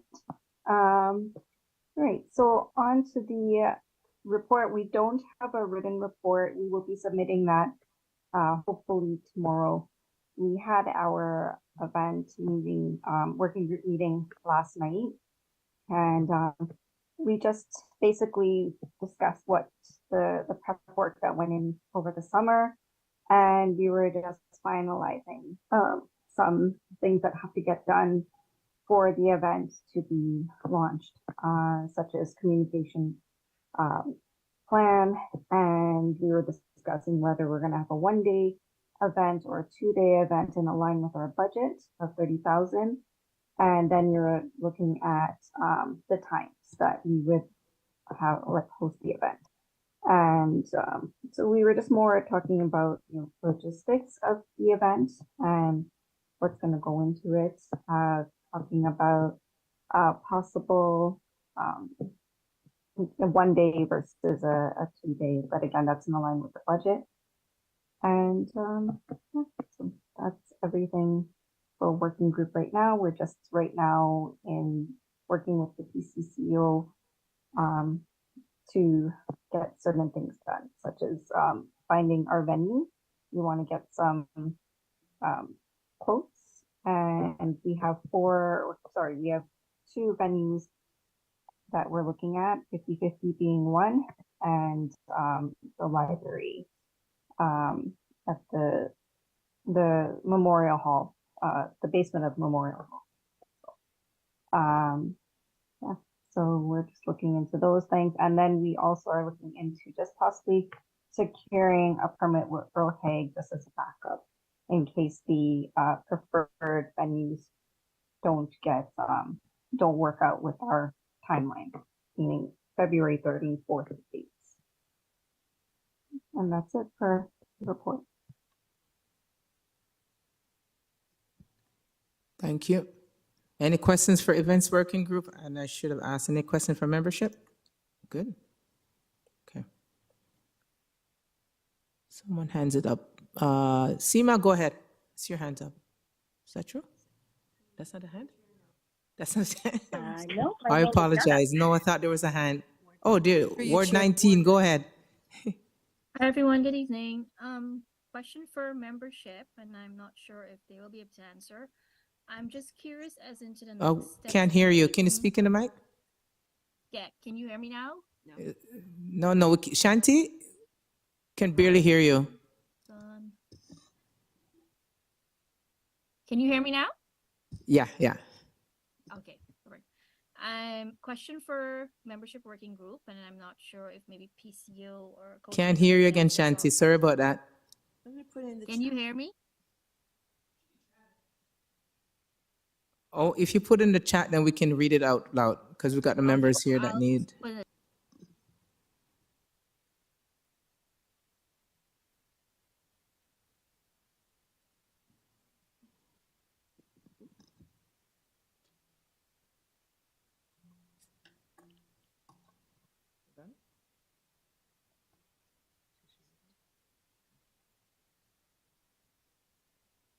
Do we see anyone else other than just Shanti? Yeah, anyone in the room in the meantime? She finished? Through your chair, I see no one Are we okay now, Shanti, or you still typing?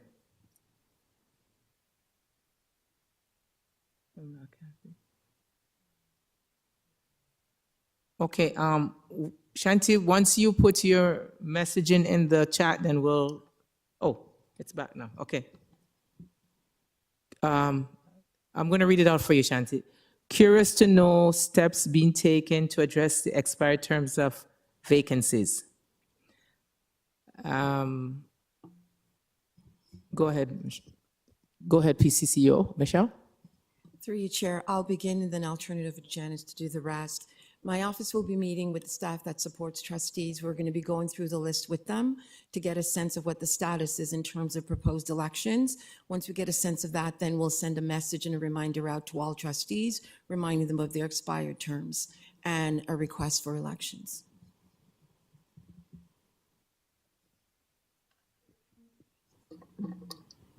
Thank you. Thank you, Michelle. I don't really have anything else to add to that except that the membership working group also helps to facilitate and support ward PIAC rep elections. So we're there ready to help. Thank you. One of the things that we could do as a group is see how we can tap into parents within those wards, because a lot of us, the network is wide, and may perhaps speak to superintendent to see, or principal to see if there's any parent that's willing to help support PIAC. And this is where I'm going to, as we as co-chairs, we have to also take that step as well to help support. So we will do that. Go ahead, Zina. As well, in the past, what's also worked is actually having the co-chair send a friendly message out to trustees to say hi, so they get a sense of who PIAC is and puts that voice to the PIAC committee itself. And then sometimes they engage and they start engaging more with PIAC because they realize, oh, wait a minute, there's this parent. You know, not that they don't know about us, but sometimes it's a different approach as well. So it's not coming from a staff, it's coming from a parent caregiver in the community saying, hi, we're here, and you know, we'd really love it to have you help support getting more of our members voted in. Thank you. Go ahead, Ward 2, Sarah. Sarah, Ward 2. What if the trustees are not active and we have a lot of parents in that ward who's willing to join PIAC? What is the process for that without the trustee? Good question. Go ahead, CEO Michelle. Through you, chairs, the guidelines that's shared with trustees around ward-based elections written by PIAC, approved by trustees, is where the trustee is unable to host an election, PIAC is able to go in and offer support around organizing that election. That's what's actually written in the guidelines that was approved by trustees themselves. Thank you. So just to clarify, sorry about that. The trustee have to do the ward, correct? The ward election, which means inviting all the schools that the trustee controls through it, right? What if trustees never put on any ward election at all? Or not even engaged or active? Exhibit A, Ward 1. In light of the PIAC elections, the guidelines that you approved and signed off by trustees, where trustees are unable to do elections, PIAC may enter that ward and run an election. Okay, thanks. Trustee King, go ahead.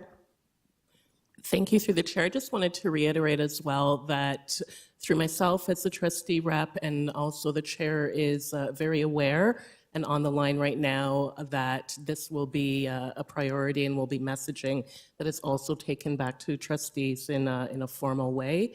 But as we heard from the PCEO office, there is an alternative if that still isn't resulting in those formal elections being held by a trustee in the ward. Thank you. Go ahead, Andrew. I think we've talked about this before, and I would suggest that PIAC take a look at separating itself the way it chooses its membership from dependency on other staff or trustees. Again, if we keep wait a couple of months for something to happen, then it doesn't happen, and then eventually we get to our own process. Again, we are our own committee of the board established through regulations, and we should be able to establish our own process for entering and exiting our membership. Thank you. Thank you. Consultation working group? Anyone from the consultation worker group? I know our lead is not available. Suzanne, is anyone else part of that group that would be able to say a few words or no? Chair, no. Regrets were sent. Okay, no problem. So just, okay, then school council support working group lead? That is us. Thank you. Congratulations to the new co-chair, Zina. For us, it was about the email situation was the main one, but we have a few things coming up. I just want to announce, inform, please join in the school council working group. That is where we're actually getting even co-chairs of school council to be part of as a committee member, may not be voting, but they can attend. And just want to thanks and welcome one of the school council executive co-chair who's here today from Ward 6. So thank you for that, Nancy, for taking the time. And this is crucial because that's where it's at in the school council. So, and thank you for Co-Chair Zina knows. In regards to the email component, I just want to bring it up forward now that we're talking about multi-year strategic plan. One of the goal and plan includes community engagement and parents engagement. Please, please, please make sure that, I just want to know, including as a co-lead, how is that going to take place? What is the evaluation? What is the process to determine that this is going to take place? For example, the email situation, as I addressed last meeting, unless the principal have relationship with the school council, who is going to inform that the school council that they actually have emails? Again, those are barriers in the school council system. There's also requests for training and treasury within the school council. Again, certain principals still controls the money aspect. It doesn't go down to the school council. So if there's some way from the PCO office to go back to in-house training, not just the YouTube or PowerPoint, but actually a legit training about treasury role, I had to say that, because we get the emails and complaints, trust me on that. But if that could be, it would be greatly appreciated. If we can inform the principal once again, the rules and the policy of the school council and what's coming from. It's not their own area where they're gatekeeper, where parents feel uncomfortable attending the schools, unable to volunteers. There's all these aspects, and it's happening all the way from elementary, middle school to high school. So if we can get that process going, that would be greatly appreciated.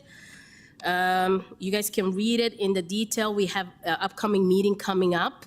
And from the school council committee, we truly want to focus on engagement, not only engagement with the parents, but also student success. So the new co-chair, Zina, is putting in more requests and deputation from the trustees coming up. One of them is also strategic plan, border aspect that's going on within the inner city, model schools, and also which ties into the treasury roles and so on. If anybody has a question, I'm available to answer. Thank you. Any questions online?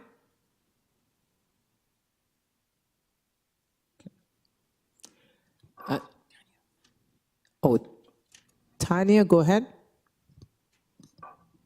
Thank you, Chair. Just a quick question, and this may be better addressed within the working groups, but has the School Council Support Committee considered a series of webinars or training videos for school councils, positions?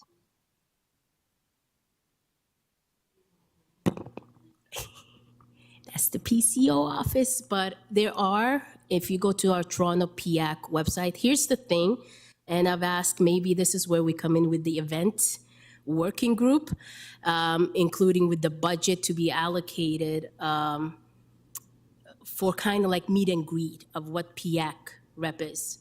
So that would help out in regards to, because many school councils still don't know that we exist. I have Nadia from Events Working Group. I think you may be working on something like that. Would you like to expand a little bit if you're still online?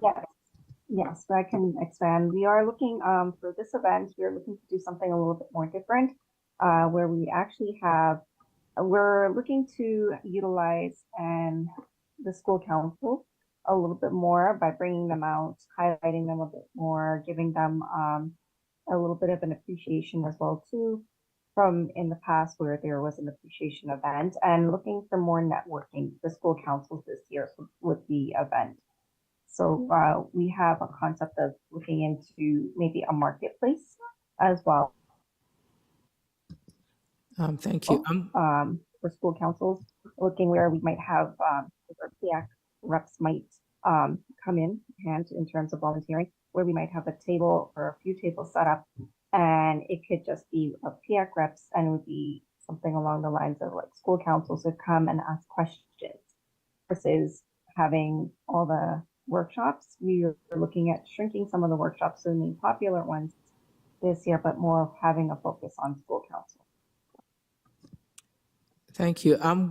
Because it's so new right now, I'm going to allow, turn this over to new co-chair, Sherrick. Go ahead, Zina, if you wanted to add anything. Sorry, just can't leave the events working group alone. I love them so much.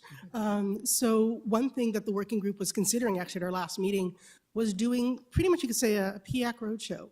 So PIAC goes out to the communities, and that would mean easily that staff and administrators of the schools could be at these events as well. There's no reason why they couldn't. So if it means that a community of a learning center is saying, this is what we need to talk about those barriers of our own administration in our schools, then PIAC gathers up their reps for that learning center. So it's more than just one PIAC rep, so we can mentor each other and actually have a location within that learning center that can connect to the schools in that area, so parents and caregivers can gather in that spot. And we're not saying, oh, it's just one event a year. I think that was actually discussed at our June meeting. So the working group took that back and thought, you know what, we can use that budget a little differently, have that one-day event, and then actually start going out into the communities. And so if a rep is a new rep and they're thinking, I just don't want to do this all by myself, they have that support of other reps. And we're not working in silos, we're working in communities and making those relationships happen. Am I close, Nadia? Yes, yeah. Thank you. Communications Working Group, Seema? Sorry, Sharon, I see that Tanya's hand is up. I'm not sure if it was a Sorry. question. Yeah, Tanya spoke. Tanya, you need to say a few more words or question. Oh, her hands are down. Go ahead, Seema. Hi, everyone. We submitted our working group report, and I apologize for being MIA for a bit. Had this, and my schedule was a bit weird all summer. So, but update: our web traffic is down, so we're not getting as many visitors to the site. But don't worry, it will go back up when we have our more information at our conference and so forth. And we definitely need people to attend our communication working group. We really, really need help with social media. Nicole Herbert has been taking on a lot of the work. And I think it would be nice if our actual PIAC reps who have been voted to represent their boards also, perhaps consider contributing, even if it's an article or, anything that you want to share, it doesn't matter, right? The last thing is we have a Slack channel that or a community we set up for PIAC. I know we've got some new reps, and if you aren't already on Slack, just throw your email in the chat and we'll send you an invite. We really encourage all of us to use it because it's an easy, simple way to stay in touch, share information in real time. I know a lot of us do use it for work, but I really encourage all of us to, use it for our PIAC stuff as well, just so that, we can make decisions a bit faster and get work done a bit quicker as well. And that's it for our working group update. Oh wait, we do have one more thing. We're going to be meeting with Margaret from the PCEO tomorrow to renew some subscriptions. Our subscription for MailChimp expired last month or maybe before that, as well as our Canva. So our PIAC post has been delayed a bit, and we're hoping to get that sorted out by tomorrow. And that's it. Thank you. I have a question. I'm going to turn over the chair to Zina so I can ask a question on behalf of. Okay. So the question is for PCEO. Have you supported the communications to ensure that all of the subscriptions for PIAC to help support PIAC, is that sorted to ensure that the websites doesn't go down? We can do our MailChimp, anything that needs the communication team to do the work on behalf of PIAC and not having us look like we don't have a group. Please advise. Through your chair, we're working diligently with you to do that. Most of PIAC's systems are managed externally by PIAC. And what we're looking to do is put in place some mechanisms that as individuals transition out, we're ensuring that as the transition out happens, passwords are shifted and changed to ensure that the incoming. We didn't get a chance to cover that at the last exec, which I'd asked to put on the agenda, but I'm hoping we'll get together soon to be sure that we can get all of that online. Thanks. So Seema, what is expired now that we're in trouble or we may have an issue with for the ongoing business? As of tomorrow, once we meet with Margaret and she's going to facilitate the payments for Canva and MailChimp, I believe we should be okay.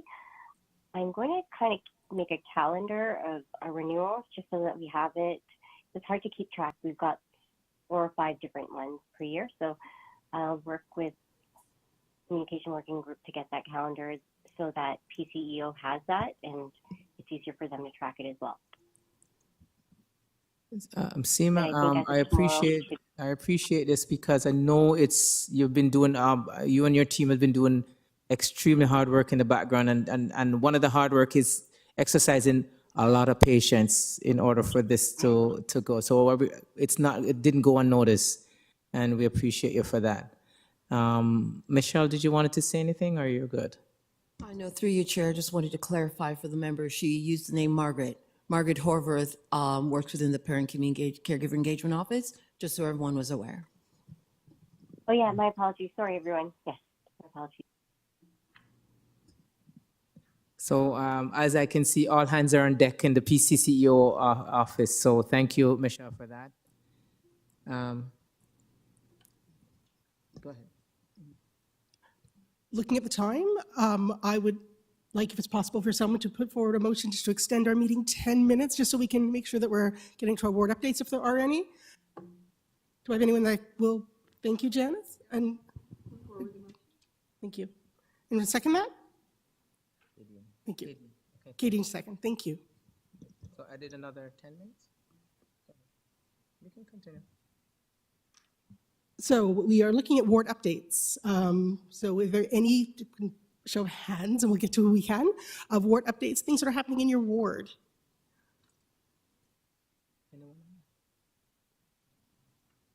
Okay, although mind, if you want to share information that's happening in your ward, feel free to send that to us and we can actually distribute it in the report itself. Michelle? Through your chair, it wasn't, of course, I don't have a ward update, but there was a ward member who approached our office last week, and there was an event happening throughout her school community. So she actually requested PX supplies. So what she did was, you do have a large number of brochures and pens and T-shirts and a variety of stuff that I believe could be serving well your local council events or community activities. That could be really great in promoting you at the local level. So maybe if your ward is holding any events, you may want to offer them, you know, PX brochures and as giveaways or gifts. So what we did was she just asked for bags where we stuffed it with your stuff and they were given away. The way that would work is please just give our office advance notice, maybe just about 2 weeks. You tell us the school and we just have it directly shipped to the school and you can pick it up from there. You do have a lot of stuff in storage. PCCO is running out of storage space. We're gonna have to be renting something soon to store you. So I would encourage that if there's any way that you could do that, I think it'd be great. Thank you, Michelle. If we have no other ward updates, we are moving on to new business. Is there any new business? Okay, if everyone wants to go home, I get that. Oh, sure. Sorry. New, old, it's just business to ensure that Associate Director Salmon, you're on the spot now, sir. That you and your team ensure that and I'm hearing loud and clear, especially the school council, that our senior staff on the ground within the school is supporting school council with their email update, accesses system, password update, and that it's not left for 2-3 weeks that or the team or school council is not getting the access that they truly deserve. So if you can speak to your SOs to ensure that within their meetings, their principal meeting, that they stress the importance of supporting school council the way school council needs to be supported, because our parents need to feel comfortable going to them and ensuring that things are happening so that they can do their business. And that remind them that school council is for the parents and they are out there to facilitate and support. So if you can, it would be very much appreciated, because then the frustration that I'm hearing through school council ward, with Chair Ali Ward 2, is a lot that's happening on the ground. And we're giving you and staff the opportunity to resolve as best as possible and then let us know the next time around. So we really need it. And I noticed that there are a lot of school council that are not up and running.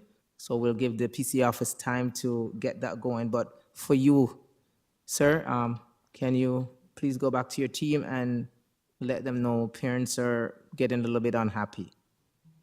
Thanks. Go ahead, you can speak. Go ahead, sir. No, thank you through the chair. Yes, we've already had the conversation around the school council emails based on what took place at the committee stage 2 weeks ago. And so we had the conversation with the executives, of which 2 of them are in the room here in order and are well aware. We've had the conversation with Peter Singh and his team, and our expectation is that we move forward and are able to provide a more responsive process around emails. We made a commitment on committee in order to resolve this particular issue, and that we believe we have a plan going forward in order to resolve it. And we certainly welcome hearing from parents and community if we are unable to do that within a reasonable amount of time. Thank you. Thank you. And Sarah, from Ward 2, again, with the school council, the other thing, thank you, Co-Chair Sharon, for addressing this. The biggest thing in the elephant is not only the school council, there's no safety committee. A lot of the school council are still not aware the table that is provided, the school safety table that they can be part of. Again, I just want to address it to PIAC. How do we know that information is trickled to the administrative or the principal in the schools? How will we know as a PIAC rep?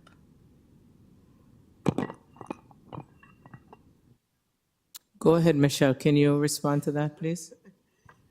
I will attempt it, Chair. Through you, what we do is I provide updates to you as to what communications flow from me. So the first communication that flows is the beginning of the year from my office. We send out, we sort of do it in order of procedure. So school council elections is the first information that goes out to all schools. And it's really outlining for schools what the elections process should be, the expectations of principals in supporting those elections, ballot type of information. When that's done, we give schools a couple weeks and we send a follow-up information, which is about elections again, just a gentle reminder that it should be done, and then a collection of school council contact and emails. We do that late October, early November, because then we start collecting information for you so we can get the email accounts that we can then turn over to you to provide that to you by end of November, which is our annual commitment. And then we send out a follow-up late November, early December to just now begin thinking about what council should be doing and how it should be operating. And I provide an update to you as those communications get rolled out.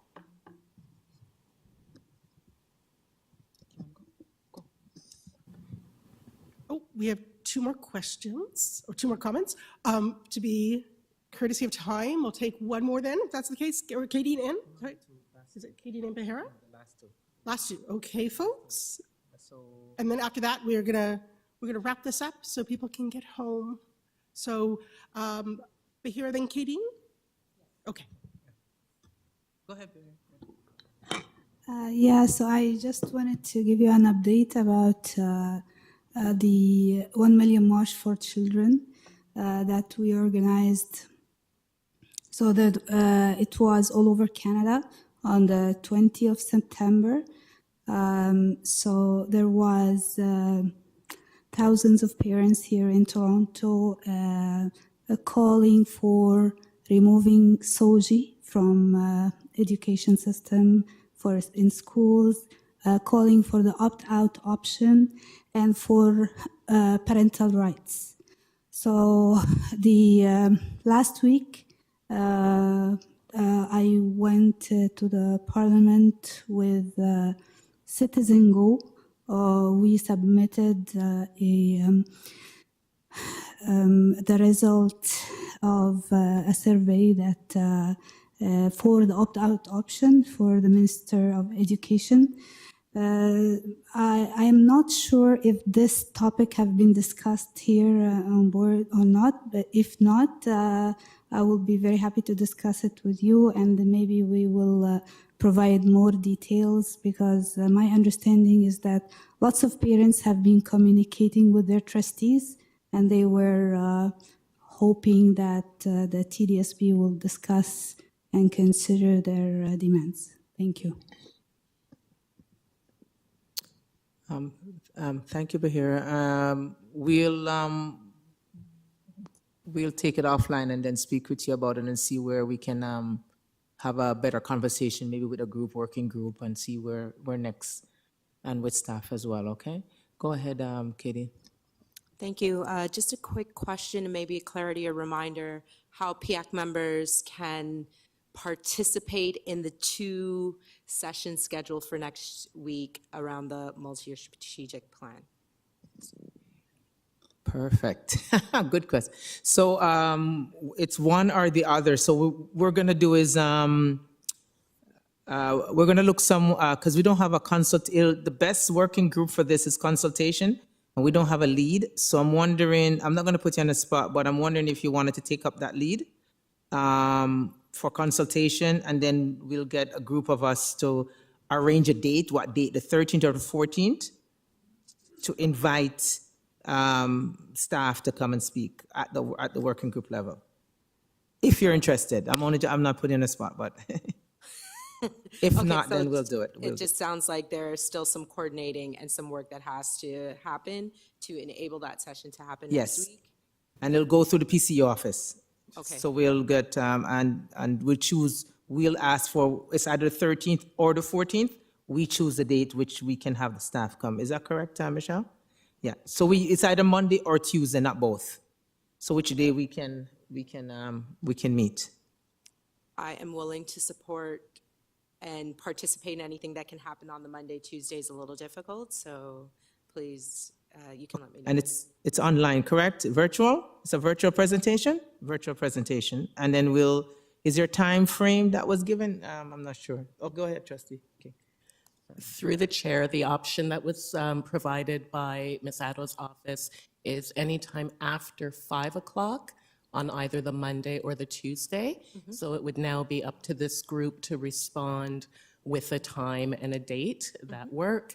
And it would be up to you on what the participation looks like, whether that is isolated to the consultation working group, or whether you want to expand that to make sure that you're getting the most amount of PIAC voices involved as you can.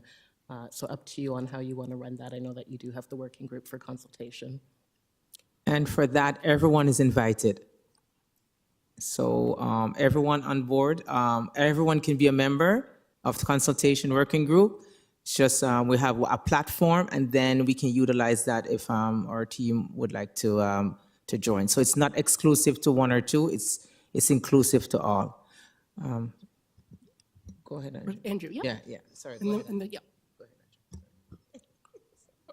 I'd just like to point out to the members that the reference to SOGI by one of our members, it refers to the, sorry, one second. Where'd it go? Sorry, whoop, there we go. Sexual orientation and gender identity. This is a protest movement both in the United States and Canada that is anti-inclusive. Some describe it as transphobic and against people who are expressing gender identity beyond our normal dichotomy. I just want to make sure that members are aware of this. Again, when I was co-chair, I did speak about at the beginning of the meeting of the values of the board, of which this is a committee of the board. And again, I think having these types of conversations that do not support all the students and their well-being are not appropriate. Thank you.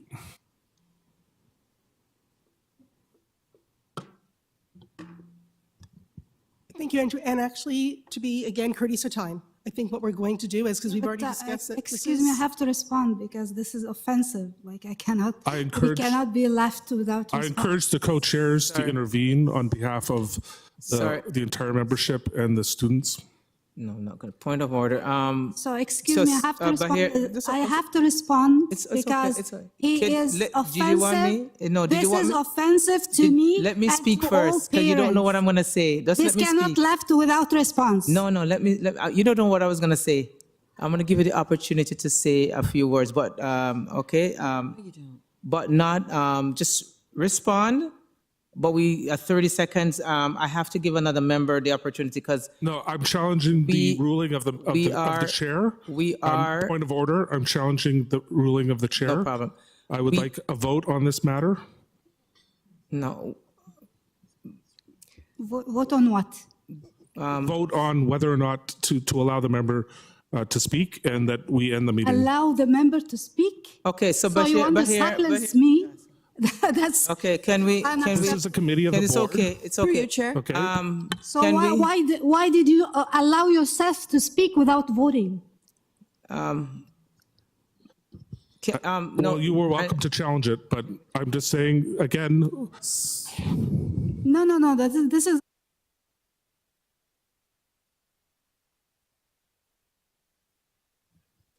Thank you. Yeah, sorry, we have to do that. One of the things is that it is a situation that we have to take respectfully amongst our group, ourselves. We're all parent reps and we all are PIAC reps here. And I don't want to, whether it's right, wrong, or not, I just need to make sure that we as parents and as adults, we conduct ourselves in a, kind of calm ourselves and just respond. But here, I'm going to ask you to speak, but we are over time, but I don't want to show disrespect neither to Andrew nor to you.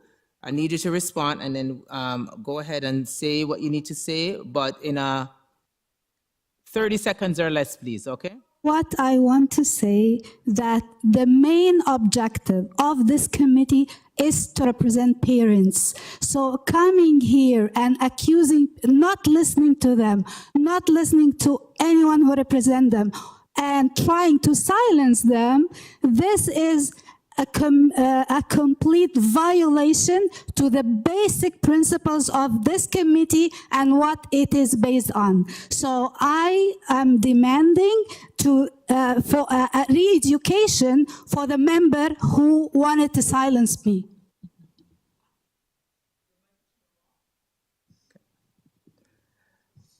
Okay.